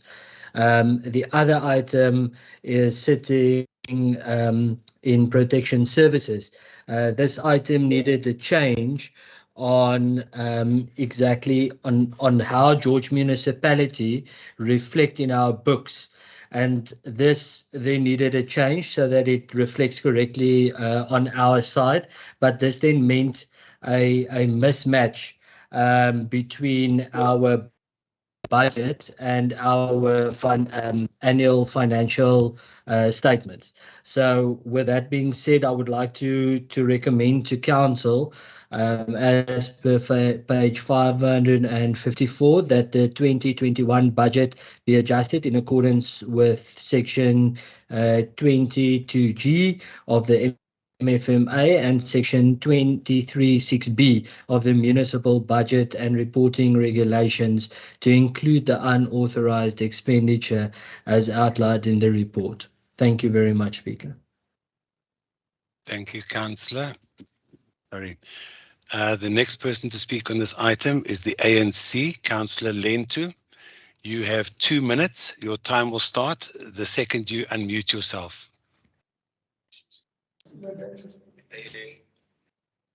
Hi, good day, Speaker and everyone. According to the report of the Council, there has been an unauthorized expenditure amount of 84,133,628 of the widening of the N2 Thembalethu Bridge, which means that there has been an exceeding of the actual budget that initially brought forward. We want the money to be used for the Thembalethu N2 Bridge. I wish you can come in Thembalethu early in the morning so we can see how bad is the traffic.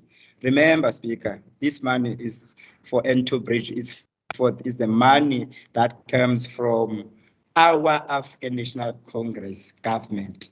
You are only implement agents. You must know that. Thank you. Thank you, Councillor. Could you please unmute yourself? Thank you.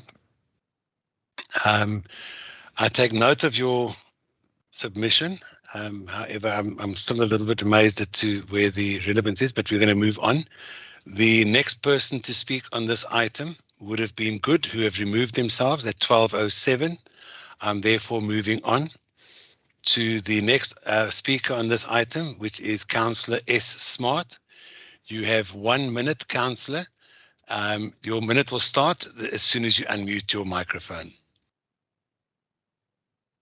Thank you, Speaker. No, this concern was actually raised by myself in MPEC, and according to the CFO, just like to get it clear here in council that the money was already paid out to the service provider. So according to his response then, you know, that we were just acting as the municipality, you know, as a feeder where the money could be paid in and then paid out to the service provider, which for me can easily, and that was my concern. It can easily, you know, we can easily get into fraudulent method, and I'm just afraid that the AG will flag this in our new financial year. So if somebody can just answer me on that question. Thank you, Chair. Councillor, I'm not sure that anyone can answer that question at this stage. It's to do with the report. I'm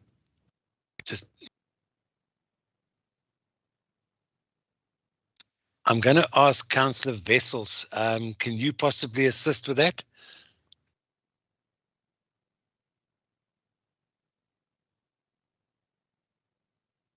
Councillor Wessels?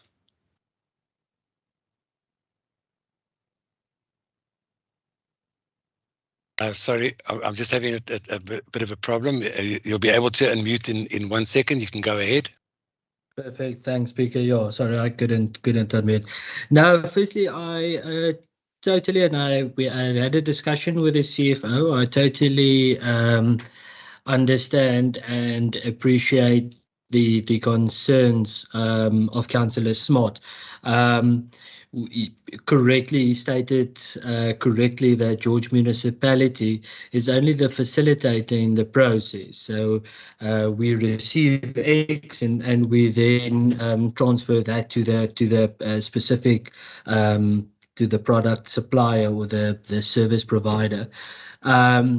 So I fully, it is something that the municipality definitely need to keep close, close eyes on, and something that is receiving a significant amount of attention. I think it's again just important to note that this was merely a change was requested on specifically how we should show, how we should reflect this within our statements. And that change was then made, which basically then just led to a mismatch. But fully understand Councillor Smart's comments and appreciate them. Thanks.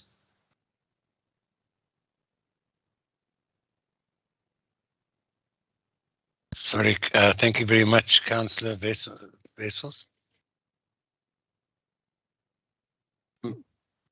Apparently, the CFO would also like to give an input there. Mr. Du Plessis, do you have anything to add to what the councillor said? Thank you, Speaker. Yes, I can just add to say that this particular transaction occurred 2 years ago, or more or less 2 years ago, about 2 months ago. So the work on the bridge has already been done.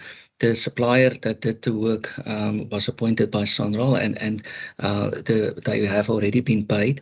The issue came when the AG was here, not during last year's audit, but the year before that, in 2020, where they had a disagreement on how the accounting treatment was going to be handled. And it is during last year's audit where we found a solution or common ground with them, and we reached agreement. And it's because of that agreement that we needed to adjust the budget. So it's not like Councillor Wessels was explaining, it's not a cash flow item in this financial year. The work's already been done, and I just want to also just address Councillor Smart's concern on the AG view on it. The way that we are treating it currently is the recommended method that the AG has already reviewed. So I'm hoping that will address the concern going forward from the AG audit perspective. They've already looked at it. Thanks very much, Speaker. Thank you, Mr. Du Plessis. I presume that has answered all the questions. Councillor Smart, you can take up any further questions after the meeting. I think your concerns have been addressed as best as possible in this platform. The next person to speak on this item is Councillor Du Toit. Councillor Du Toit, you have 2 minutes. Your microphone has been activated, and you can continue, and your 2 minutes start the minute you unmute yourself. Thank you, Speaker. Speaker, Impact discussed this items thoroughly, and as Mr. Wessels, Councillor Wessels, and the CFO just explained, it's just altering the books. It's this non-cash. It's the dis nie 'n kontant dat wat daardeur gegaan het nie. So dis net 'n boekinskrywing, en ons het dit in diepte bespreek. So ek is heel tevrede as voorsitter van Impact daarmee, en dan sal ek dit ook sekondeer, die voorstel van Raadslid Wessels. Dankie. Thank you very much, Mr. Paulus. Uthi ke bana i-cash imali ebiphumileyo lena, uthi nje kufuneka kulungiswe phaa ezincwadini, khona nje into efuneka kulungiswe phaa ezincwadini, akwazi ukusekonda yena ke ngoku i-recommendation eyenziwe nguCouncillor Wessels. Thank you very much, and thank you for seconding the item. We can therefore move on. We're moving on to item 14, and 14.1 is replies to questions. I received none. 14.2 is new questions. I have received none. I'm now going to ask for a 5-minute break to ensure that the links to YouTube and all the public platforms are withdrawn, and that we can now move over to a confidential meeting. I'm going to ask that we reconvene at 13:40. That gives everybody a chance to get out of the meeting that needs to get out, and we can make sure that everybody that is supposed to be in the meeting is therefore present for the last few items of this meeting. We re-adjourn at 13:40.